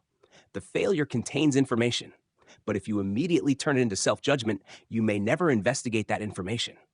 A stronger question is, what specifically did not work? That question moves your attention away from identity and toward cause, and causes can often be studied. Separate the result from the person. You fail an exam. That means your performance on that exam was not good enough. It does not automatically mean you are unintelligent. A relationship ends. That means the relationship did not continue. It does not automatically mean you are impossible to love. A business fails. That means the business model, execution, timing, circumstances, or some combination of factors did not produce a sustainable result. It does not automatically mean you can never build anything successfully. When something goes wrong, describe the event without attacking your entire identity. Specific language creates specific problems, and specific problems are easier to solve. Ask better questions after failure. Immediately after a setback, the mind often asks emotional questions. Why does this always happen to me? What is wrong with me? Why am I never good enough? These questions encourage broad negative answers. Instead, ask questions that produce information. What did I expect to happen? What actually happened? Which assumptions were wrong? What was under my control? What was outside my control? What would I do differently next time? What skill was missing? What warning did I ignore? These questions do not remove disappointment. They give disappointment somewhere useful to go. Do not review failure while emotion is at its highest. Imagine receiving a rejection you desperately wanted to avoid. 5 minutes later, you begin making conclusions about your entire future. I'll never get another opportunity. Nobody wants me. All that work was pointless. This is often the worst moment to make permanent decisions. When emotions are intense, interpretation can become extreme. Give yourself time. You can be disappointed. You can be angry. You can admit that the result hurts. Then review the situation when your mind is calmer. The goal is not to suppress emotion. It is to prevent a temporary emotional state from writing permanent conclusions. Distinguish failure from bad luck. Not every poor outcome proves that your decision was poor. Suppose you carefully prepare for an outdoor event. You check the forecast, choose a reasonable date, organize everything properly. Then unexpected weather destroys the event. The outcome was bad. But does that automatically mean the decision was foolish? No. Sometimes good decisions produce bad outcomes, and sometimes bad decisions produce good outcomes. If someone takes a reckless risk and succeeds once, success does not magically make the decision intelligent. So when reviewing failure, ask, given the information I had at the time, was my decision reasonable? Then examine what can be improved. This prevents hindsight from making you believe you should have known things that were impossible to know. Do not repeat the same failure without learning why. There is nothing admirable about failing repeatedly in exactly the same way while refusing to adjust. Failure becomes useful only when it changes something. Suppose you repeatedly miss deadlines. You apologize, promise to improve, then use the same planning system again. Nothing changes. Eventually, the problem is not bad luck. It is failure to learn from evidence. After a repeated problem, stop asking, how can I try harder? And ask, what needs to change in the system? Maybe tasks need to begin earlier. Maybe you are accepting too many commitments. Maybe you underestimate how long work takes. Maybe distractions are consuming your schedule. Effort matters, but effort without adjustment can simply repeat the same result. Create a failure review. After an important setback, write 4 things. First, what happened? Keep it factual. Second, why did it happen? List the most likely causes without exaggeration. Third, what was under my control? Fourth, what will I change next time? For example, I failed the exam. Why? I started studying too late and relied mostly on rereading. Under my control, when I began studying and how I practiced. Change? Start 2 weeks earlier and use practice questions. Now the failure has produced a correction. That correction makes the experience valuable. Do not hide every failure. People often hide mistakes because they want to protect their image. They pretend everything is going well. They avoid asking for help. They refuse to admit confusion. But hiding a problem can make it harder to solve. Sometimes another person can immediately see something you missed. A teacher can identify where your understanding breaks down. A colleague can point out a flaw in your process. A trusted friend can recognize a pattern you cannot see clearly. Asking for useful feedback is not weakness. It is a way of gaining information faster. Choose feedback carefully. Not every opinion deserves equal weight. If you fail at something and ask 10 random people what you should do, you may receive 10 conflicting answers. Instead, look for feedback from people with relevant experience. Ask specific questions. What was unclear about my presentation? Where did my argument become weak? What skill should I improve? What part of the plan seemed unrealistic? Specific questions produce more useful answers than, what did you think? And when several knowledgeable people identify the same problem, pay attention. Failure can reveal weak systems. Sometimes failure exposes a problem that success was hiding. Imagine completing assignments at the last minute for months. You keep succeeding, so you assume the system works. Then, one week, several responsibilities arrive at once. Suddenly, everything collapses. You miss deadlines. You become overwhelmed. The failure did not necessarily create the weakness. It revealed it. Your previous system depended on having enough spare time to rescue poor planning. Now you know. Failure can expose weaknesses while there is still time to correct them. Do not let success teach the wrong lesson either. Failure is not the only teacher that can mislead you. Success can too. Suppose you prepare poorly for an exam and still receive a good grade. You might conclude, I don't need to study. But perhaps the exam happened to cover material you already understood. One successful result does not prove the method was good, so evaluate the process, not only the outcome. Ask, was my preparation responsible? Would this method work repeatedly? Did I succeed because of skill, preparation, circumstances, or luck? Learning accurately from success is just as important as learning accurately from failure. Expect some attempts not to work. If you try enough meaningful things, some will fail. This is not pessimism. It is reality. Not every application will be accepted. Not every idea will succeed. Not every person will agree with you. Not every strategy will work immediately. If your expectation is, everything I try must succeed, normal setbacks will feel like disasters. A healthier expectation is, some attempts will work, some will teach me what to change. This mindset makes experimentation possible. Recovery is part of progress. After a major disappointment, you may need time to recover. That does not mean you have quit. Sometimes continuing intelligently means resting long enough to think clearly. Sleep. Step away. Talk with someone you trust. Return when you can examine the situation without being completely controlled by the emotion. Then decide what comes next. Recovery should help you return to useful action, not become permanent avoidance. Fail small when possible. Not every lesson needs to be expensive. If you are testing an idea, begin at a manageable scale. If you are learning a skill, practice where mistakes are relatively safe. If you are trying a new strategy, test it before committing everything. Small experiments allow you to learn without making every mistake catastrophic. This is especially useful when uncertainty is high. Instead of asking, how can I guarantee success? Ask, how can I test this responsibly and learn quickly? The first attempt is data. Think about learning something new. Your first attempt may be terrible. That does not make the attempt useless. It establishes a starting point. Now you know what feels difficult. You know where your knowledge is weak. You know which parts require practice. The second attempt can be more informed than the first. The third can improve on the second. But none of those improvements exist if you refuse to make the imperfect first attempt. Do not worship persistence. Persistence matters, but persistence without reflection can become stubbornness. Sometimes the right decision is to continue. Sometimes it is to change the method. Sometimes it is to stop pursuing a goal that no longer makes sense. Ask, is the goal still valuable? Is there evidence that improvement is possible?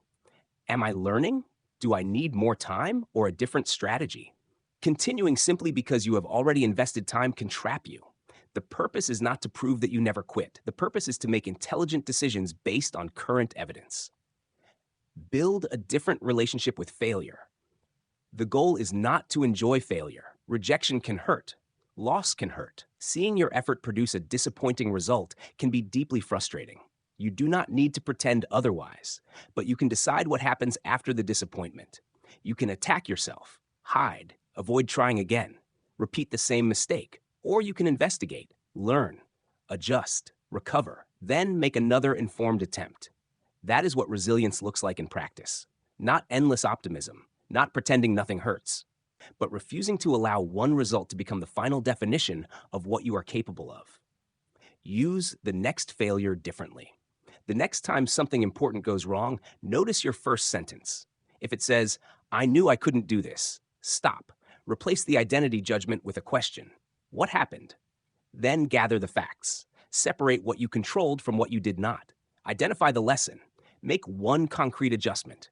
And decide whether another attempt makes sense. Failure cannot always be prevented, but wasted failure can. Every setback contains information about the difference between what you expected and what actually happened.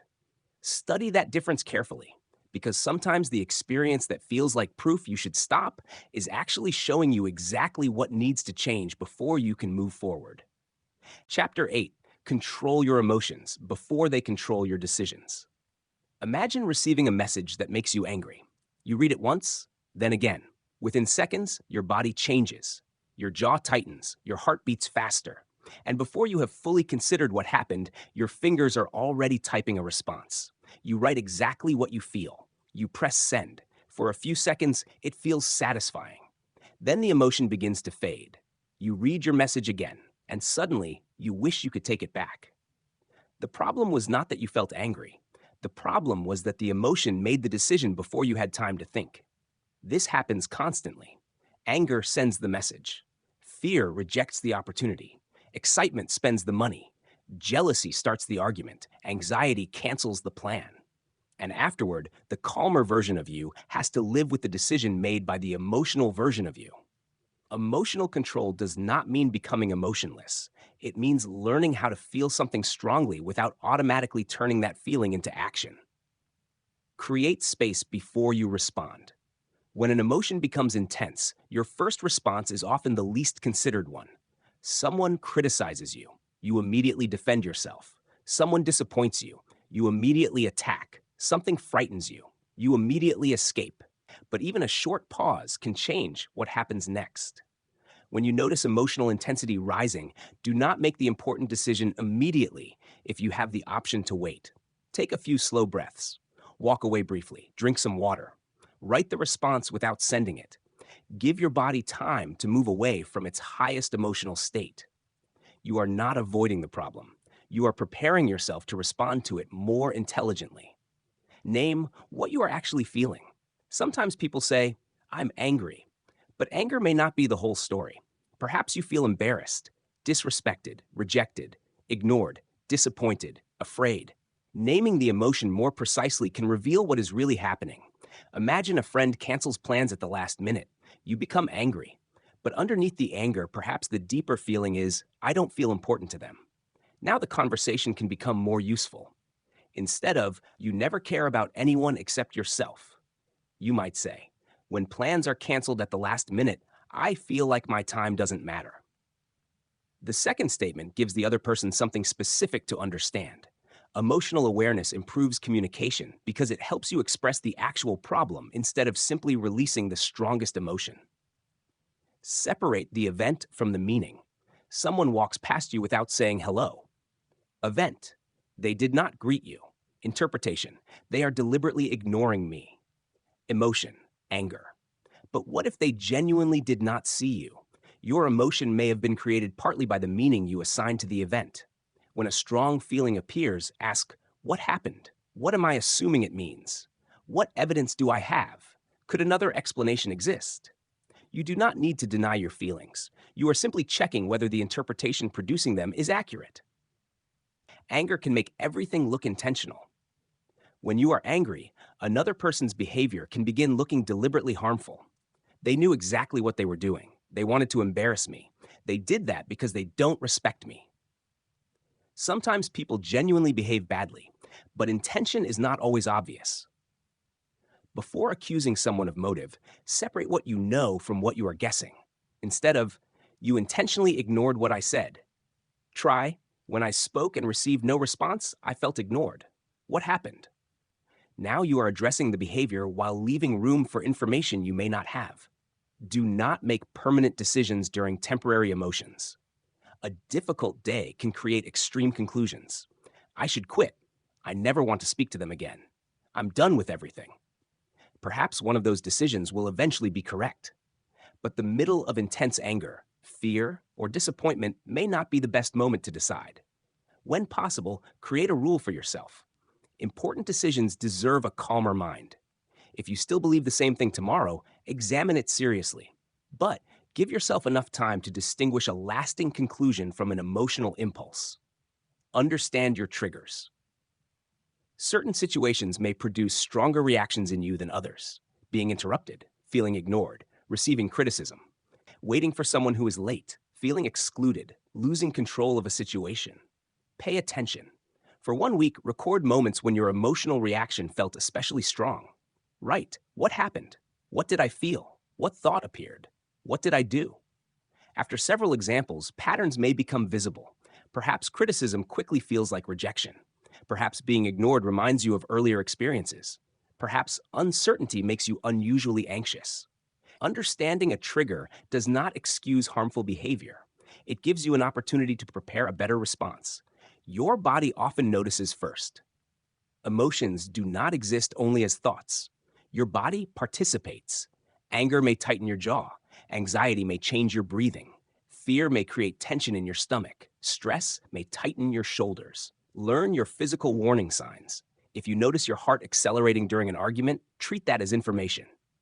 If your body is entering a highly activated state, your ability to communicate calmly may be decreasing. That may be the moment to say, I want to continue this conversation, but I need a few minutes. A short break can prevent a small disagreement from becoming a much larger problem. Control does not mean suppression. Some people believe emotional control means hiding everything. Never show sadness, never admit fear, never say that something hurt. But emotions that are ignored do not necessarily disappear. You can remain silent while resentment grows. You can pretend not to care while repeatedly thinking about the situation. Healthy regulation means acknowledging the emotion without letting it control every behavior. You can say, that hurt me. I am nervous. I am angry about what happened. I need some time. Honest emotional expression can be far healthier than pretending nothing affects you. Do not use emotions as evidence. I feel like everyone is judging me. That is a feeling. It is not proof that everyone is judging you. I feel like I'm going to fail. That is fear. It is not a prediction. I feel like they don't care about me. That feeling deserves attention, but you still need evidence before turning it into a conclusion.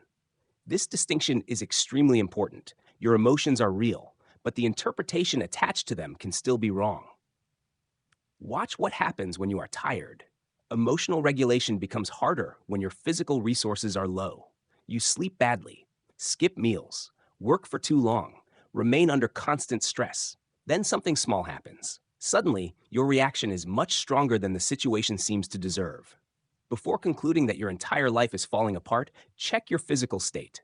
Am I exhausted, hungry, overstimulated, under unusual pressure? Sometimes you do not need a new philosophy. You need sleep. This does not mean every emotional problem can be solved through rest. It means your physical condition can influence how strongly you experience ordinary problems. Use writing to slow down emotion. When your mind feels chaotic, write. Do not create a perfect journal entry. Simply answer, what happened? What am I feeling? What am I thinking? What do I want to do? What will probably happen if I do that? What response would I respect tomorrow? That final question is powerful. Not, what would feel satisfying for 10 seconds? But what response would I respect tomorrow? It forces your attention beyond the immediate emotional reward.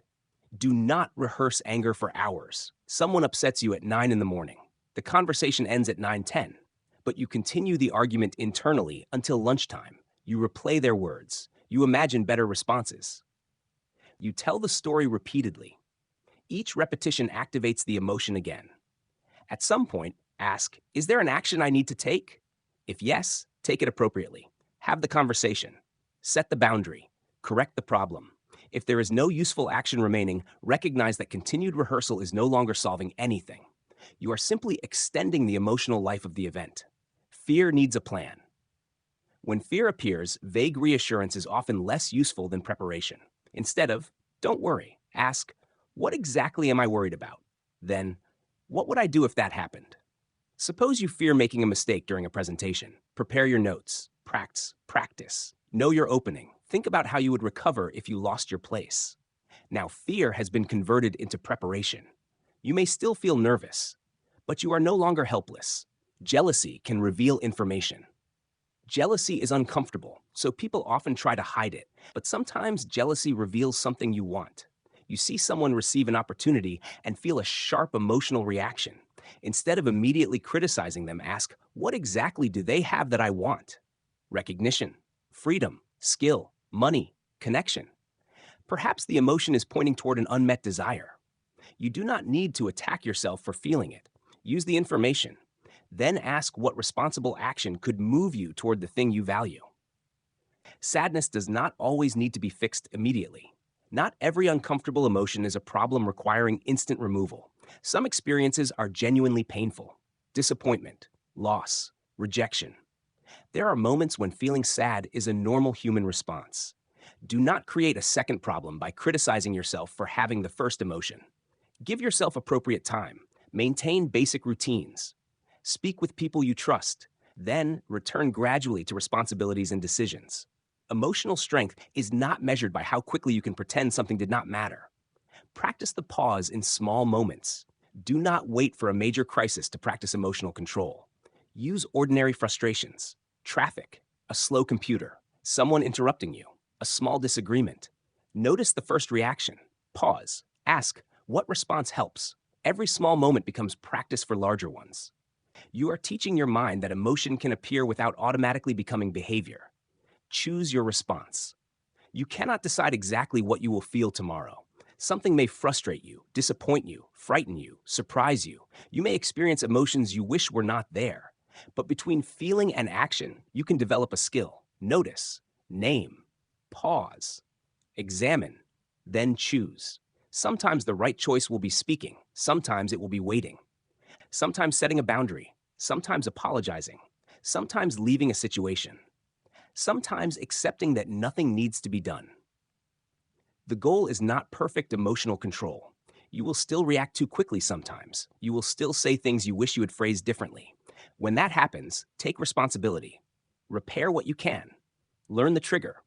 Then practice again, because emotional strength does not mean becoming someone who never feels deeply. It means becoming someone who can feel deeply without surrendering every important decision to the strongest emotion in the room. Chapter 9. Surround your mind with the right influences.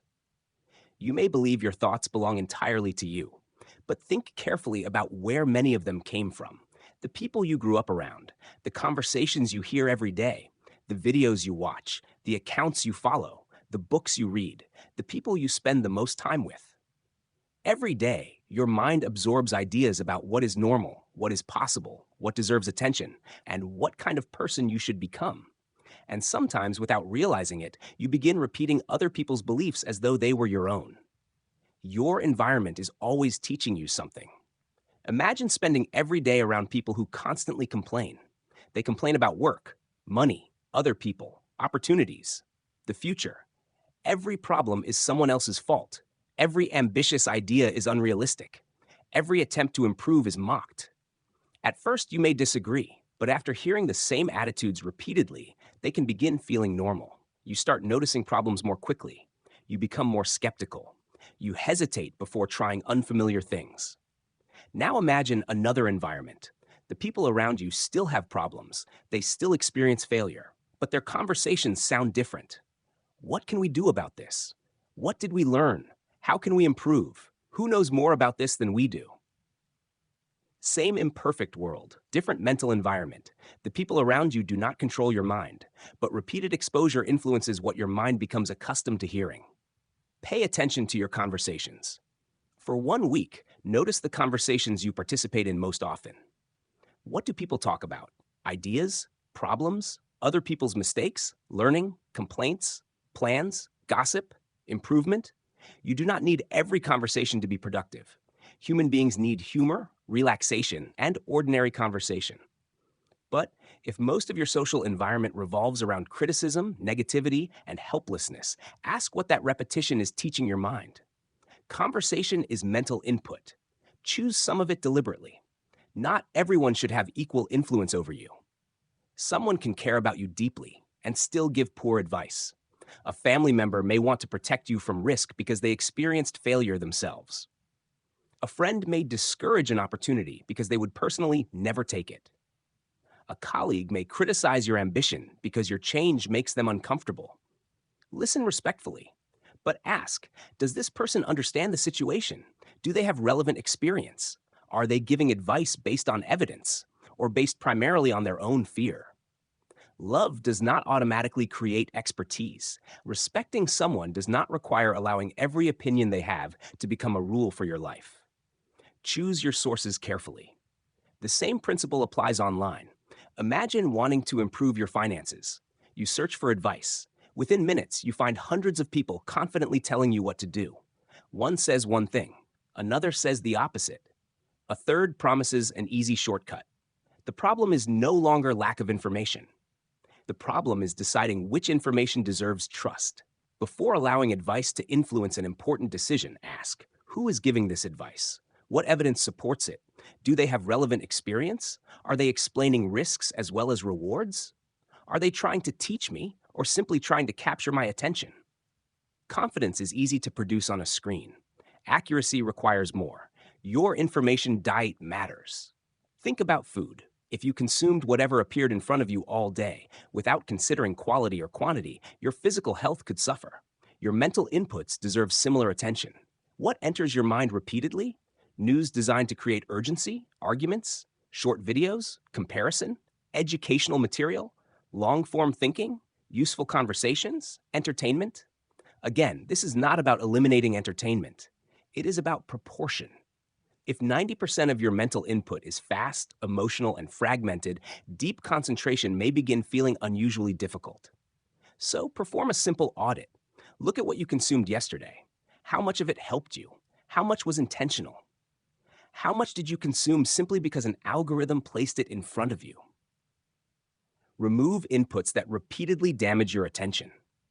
Perhaps there is an account you follow that leaves you angry every time.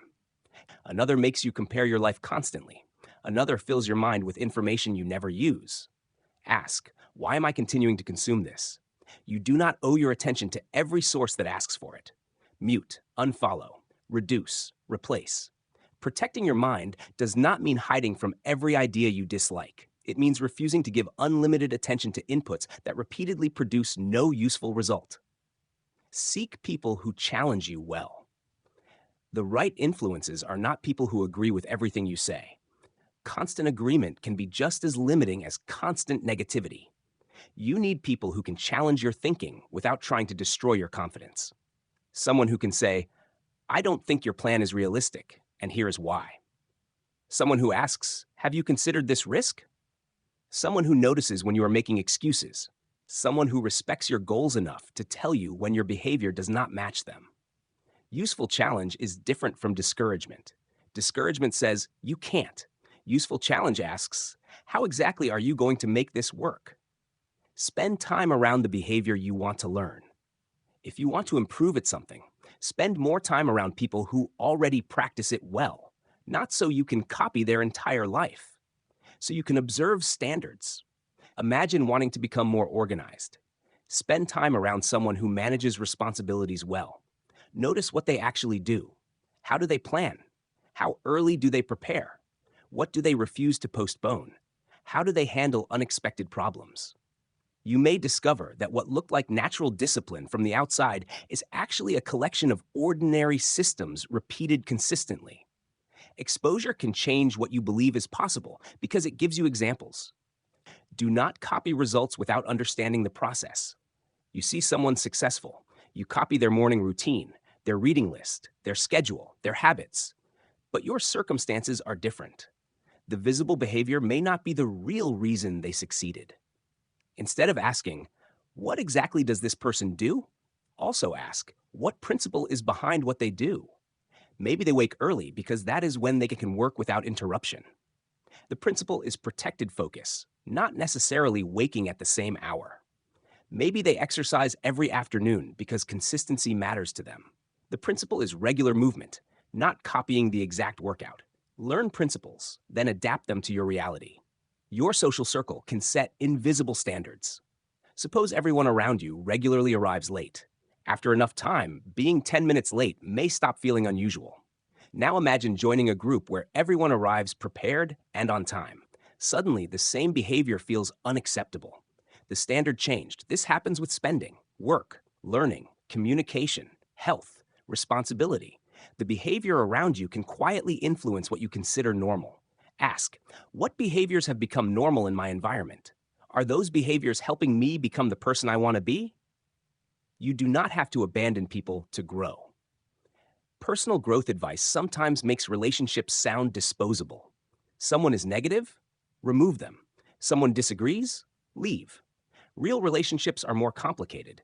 You may love people whose habits you do not want to copy. You may have responsibilities toward family members who think differently from you. Growth does not require treating everyone as an obstacle. It requires boundaries around influence. You can care about someone without accepting every belief they hold. You can listen without copying. You can spend time together while still protecting time for your own goals. The goal is not isolation. It is awareness. Be careful who you try to impress. Sometimes your environment influences you through approval.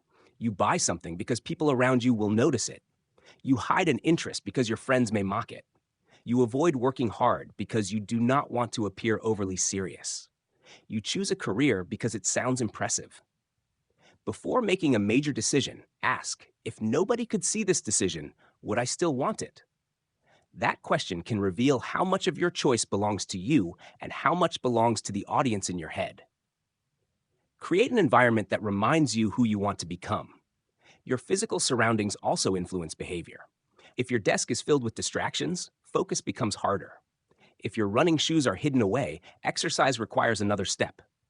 If your phone is always beside you, checking it becomes effortless. So design your environment deliberately. Keep useful things visible. Remove unnecessary distractions. Prepare tomorrow's materials in advance. Make the behavior you want easier to begin. Your environment cannot do the work for you, but it can either support your intentions or repeatedly fight them. Find better inputs. If you discover that your current environment does not provide much support for your goals, you do not have to wait until your entire social circle changes.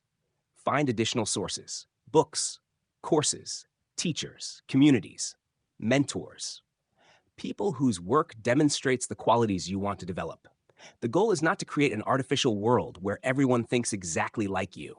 Expose yourself to intelligent disagreement too. The important thing is that the disagreement contains reasoning, evidence, and something worth considering. Become an influence too. It is easy to think only about how other people affect you, but you are part of someone else's environment too. Your attitude enters rooms. Your habits are observed. Your words influence people. When someone shares an idea, do you immediately explain why it will fail? When someone makes a mistake, do you humiliate them or help them learn? When a problem appears, do you complain endlessly or look for what can be done? The kind of environment you want around yourself is also the kind of environment you can help create for others.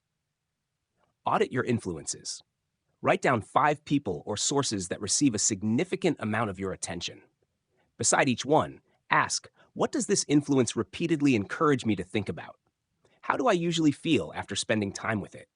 What behavior does it normalize? Does it help me think more clearly? Does it repeatedly distract me from something important? Do not judge people as simply good or bad. You are evaluating influence. One person may be wonderful company, but terrible financial advice. Another may challenge you professionally, but not understand your personal priorities. Different people can have different roles. Choose what you repeat. You cannot control every idea that reaches you. You will encounter pessimism, bad advice, comparison, manipulation, strong opinions, and people who see the world very differently from you. The goal is not to build walls around your mind. It is to become more deliberate about what you repeatedly allow inside. Listen widely, question carefully, look for evidence, choose your sources, spend more time around behaviors you respect. Protect yourself from inputs that repeatedly damage your attention without giving anything useful in return. And remember that repetition matters. An idea heard once may disappear. An idea heard every day can begin sounding like common sense. So be careful about the voices you place around yourself, because eventually some of those voices may become the voice you hear when nobody else is in the room. Chapter 10. Become the person your future requires. There is a version of your life that exists only as a possibility, a version where you are more disciplined, more focused, more confident, more careful with your decisions, more capable of handling setbacks without allowing them to destroy your direction. Most people think reaching that future requires one enormous transformation, a dramatic decision, a perfect opportunity, a sudden burst of motivation. But lives rarely change that way.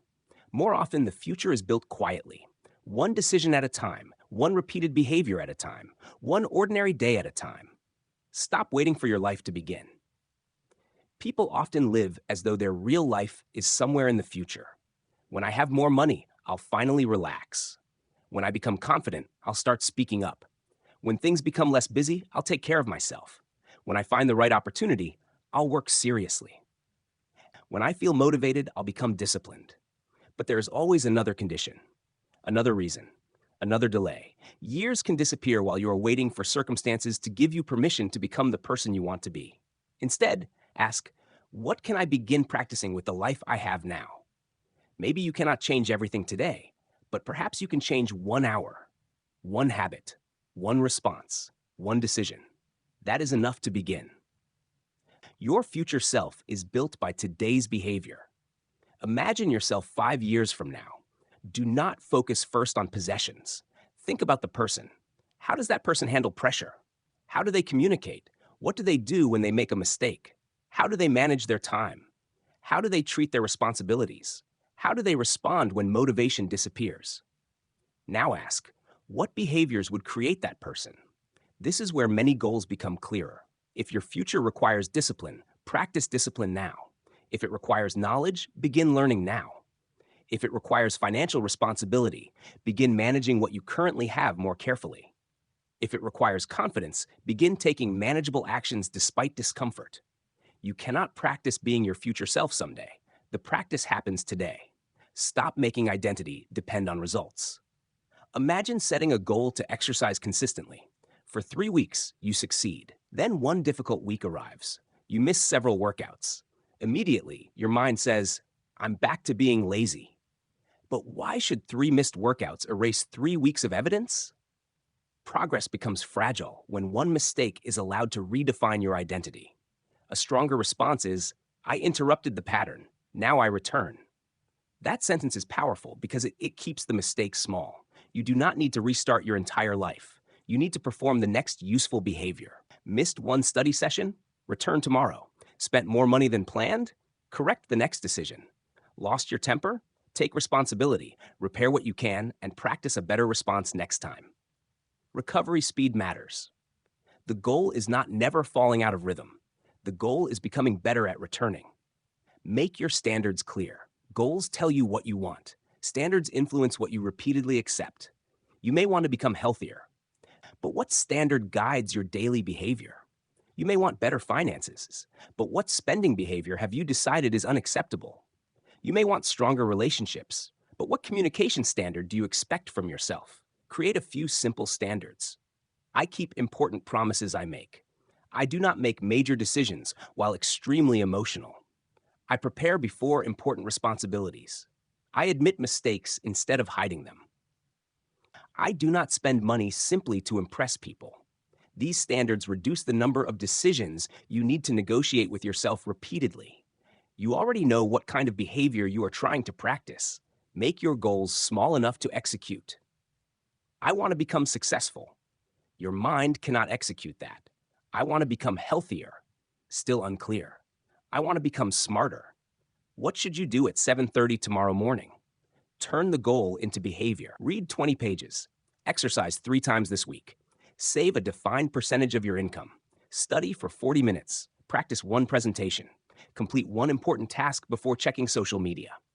The smaller the action becomes, the easier it is to know whether you actually did it. Clarity removes unnecessary negotiation. Do not build a routine you cannot maintain. Motivation can make people create extreme plans. Wake up at 5. Exercise every day. Read for an hour. Meditate, study, work, journal, plan every minute. For several days, the routine feels exciting. Then ordinary life returns. You become tired. One part fails, then another. Eventually, the entire system disappears. A sustainable routine is more valuable than an impressive routine you abandon. Start with what you can repeat. Then increase gradually. Consistency creates a foundation. Intensity without consistency often creates only another memory of something you started. Designed for difficult days. Anyone can follow a plan when energy is high. The better question is, what happens when you are tired, busy, disappointed, unmotivated? Create a minimum version of important habits. If you cannot complete the full workout, do a shorter one. If you cannot study for an hour, study for 20 minutes. If you cannot write 5 pages, write one. The minimum version is not the permanent goal. It keeps the identity alive. It teaches you, even on difficult days, I can still do something. Sometimes maintaining momentum matters more than maximizing performance. Stop negotiating with every mood. You will not always feel like doing what matters. That is normal. But if every responsibility requires the correct emotion first, your progress becomes controlled by mood. You do not need to feel inspired to begin. Begin. Sometimes motivation appears after action has already started. You sit down to study reluctantly. 10 minutes later, concentration improves. You begin exercising without enthusiasm. Your energy changes once you start moving. Do not ask, do I feel like doing this? Ask, is this still important? If the answer is yes, begin at a manageable level. Measure what you can control. Results often take time. You cannot always control whether someone hires you, but you can control how many quality applications you submit. You cannot completely control how quickly a skill develops, but you can control how consistently you practice. You cannot guarantee a business succeeds, but you can research, test, improve, and make responsible decisions. Measure behaviors that are close to your control. How many focus sessions did you complete? How much did you save? How often did you practice? How many meaningful attempts did you make? These measures provide feedback before the final result arrives. Learn to think in months and years. People often overestimate what can change in a few days and underestimate what repeated behavior can produce over several years. 1 hour of study seems small, but repeated hundreds of times, it can create serious knowledge. Saving a small amount seems insignificant. Repeated consistently, it becomes something larger. One workout changes very little. Hundreds can change physical capacity. One thoughtful conversation may not transform a relationship. Repeated communication can. Compounding is not only financial. Skills compound, knowledge compounds, trust compounds, habits compound. Small choices become powerful when time begins multiplying them. Remove what your future does not need. Growth is not always about adding more. Sometimes improvement requires subtraction. Fewer distractions, fewer unnecessary commitments, less comparison, less spending designed to impress people, less time arguing about things you cannot influence, less exposure to information that repeatedly damages your attention. Ask, what am I doing regularly that the person I want to become would probably stop doing? The answer may be more useful than adding another productivity technique. Accept that growth can feel boring. Real progress is often repetitive. You practice the same skill, save money again, study again, exercise again, show up again. There may be no dramatic moment, no audience, no immediate reward. This is where many people quit. They expected transformation to feel exciting, but much of transformation feels ordinary while it is happening. The excitement often comes later when you look back and realize how far those ordinary repetitions carried you. Do not destroy your progress with one bad day. One poor decision can create a second poor decision when you think, I've already ruined today. You eat something you did not plan, so you abandon the entire routine. You waste an hour, so you waste the rest of the evening. You miss one deadline, so you stop trying to organize the week. Do not turn one mistake into permission for another. Interrupt the pattern quickly. The next decision still matters. A bad morning does not require a bad afternoon. A bad Monday does not require a bad week. Let your actions change your self-image. Eventually, something interesting happens.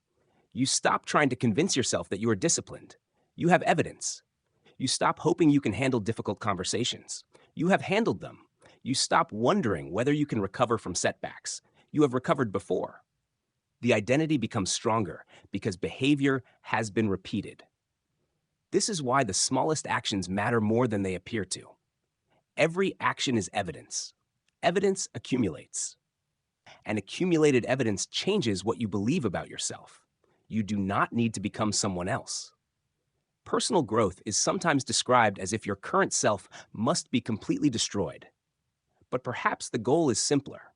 You are learning to use your mind more deliberately, to notice thoughts without automatically obeying them, to question beliefs that no longer fit reality, to act even when fear appears, to direct your attention toward what matters, to handle failure as information, to experience emotions without surrendering every decision to them, to choose your influences more carefully, and to repeat useful behaviors long enough for them to become part of who you are. You will still have difficult days. You will still doubt yourself.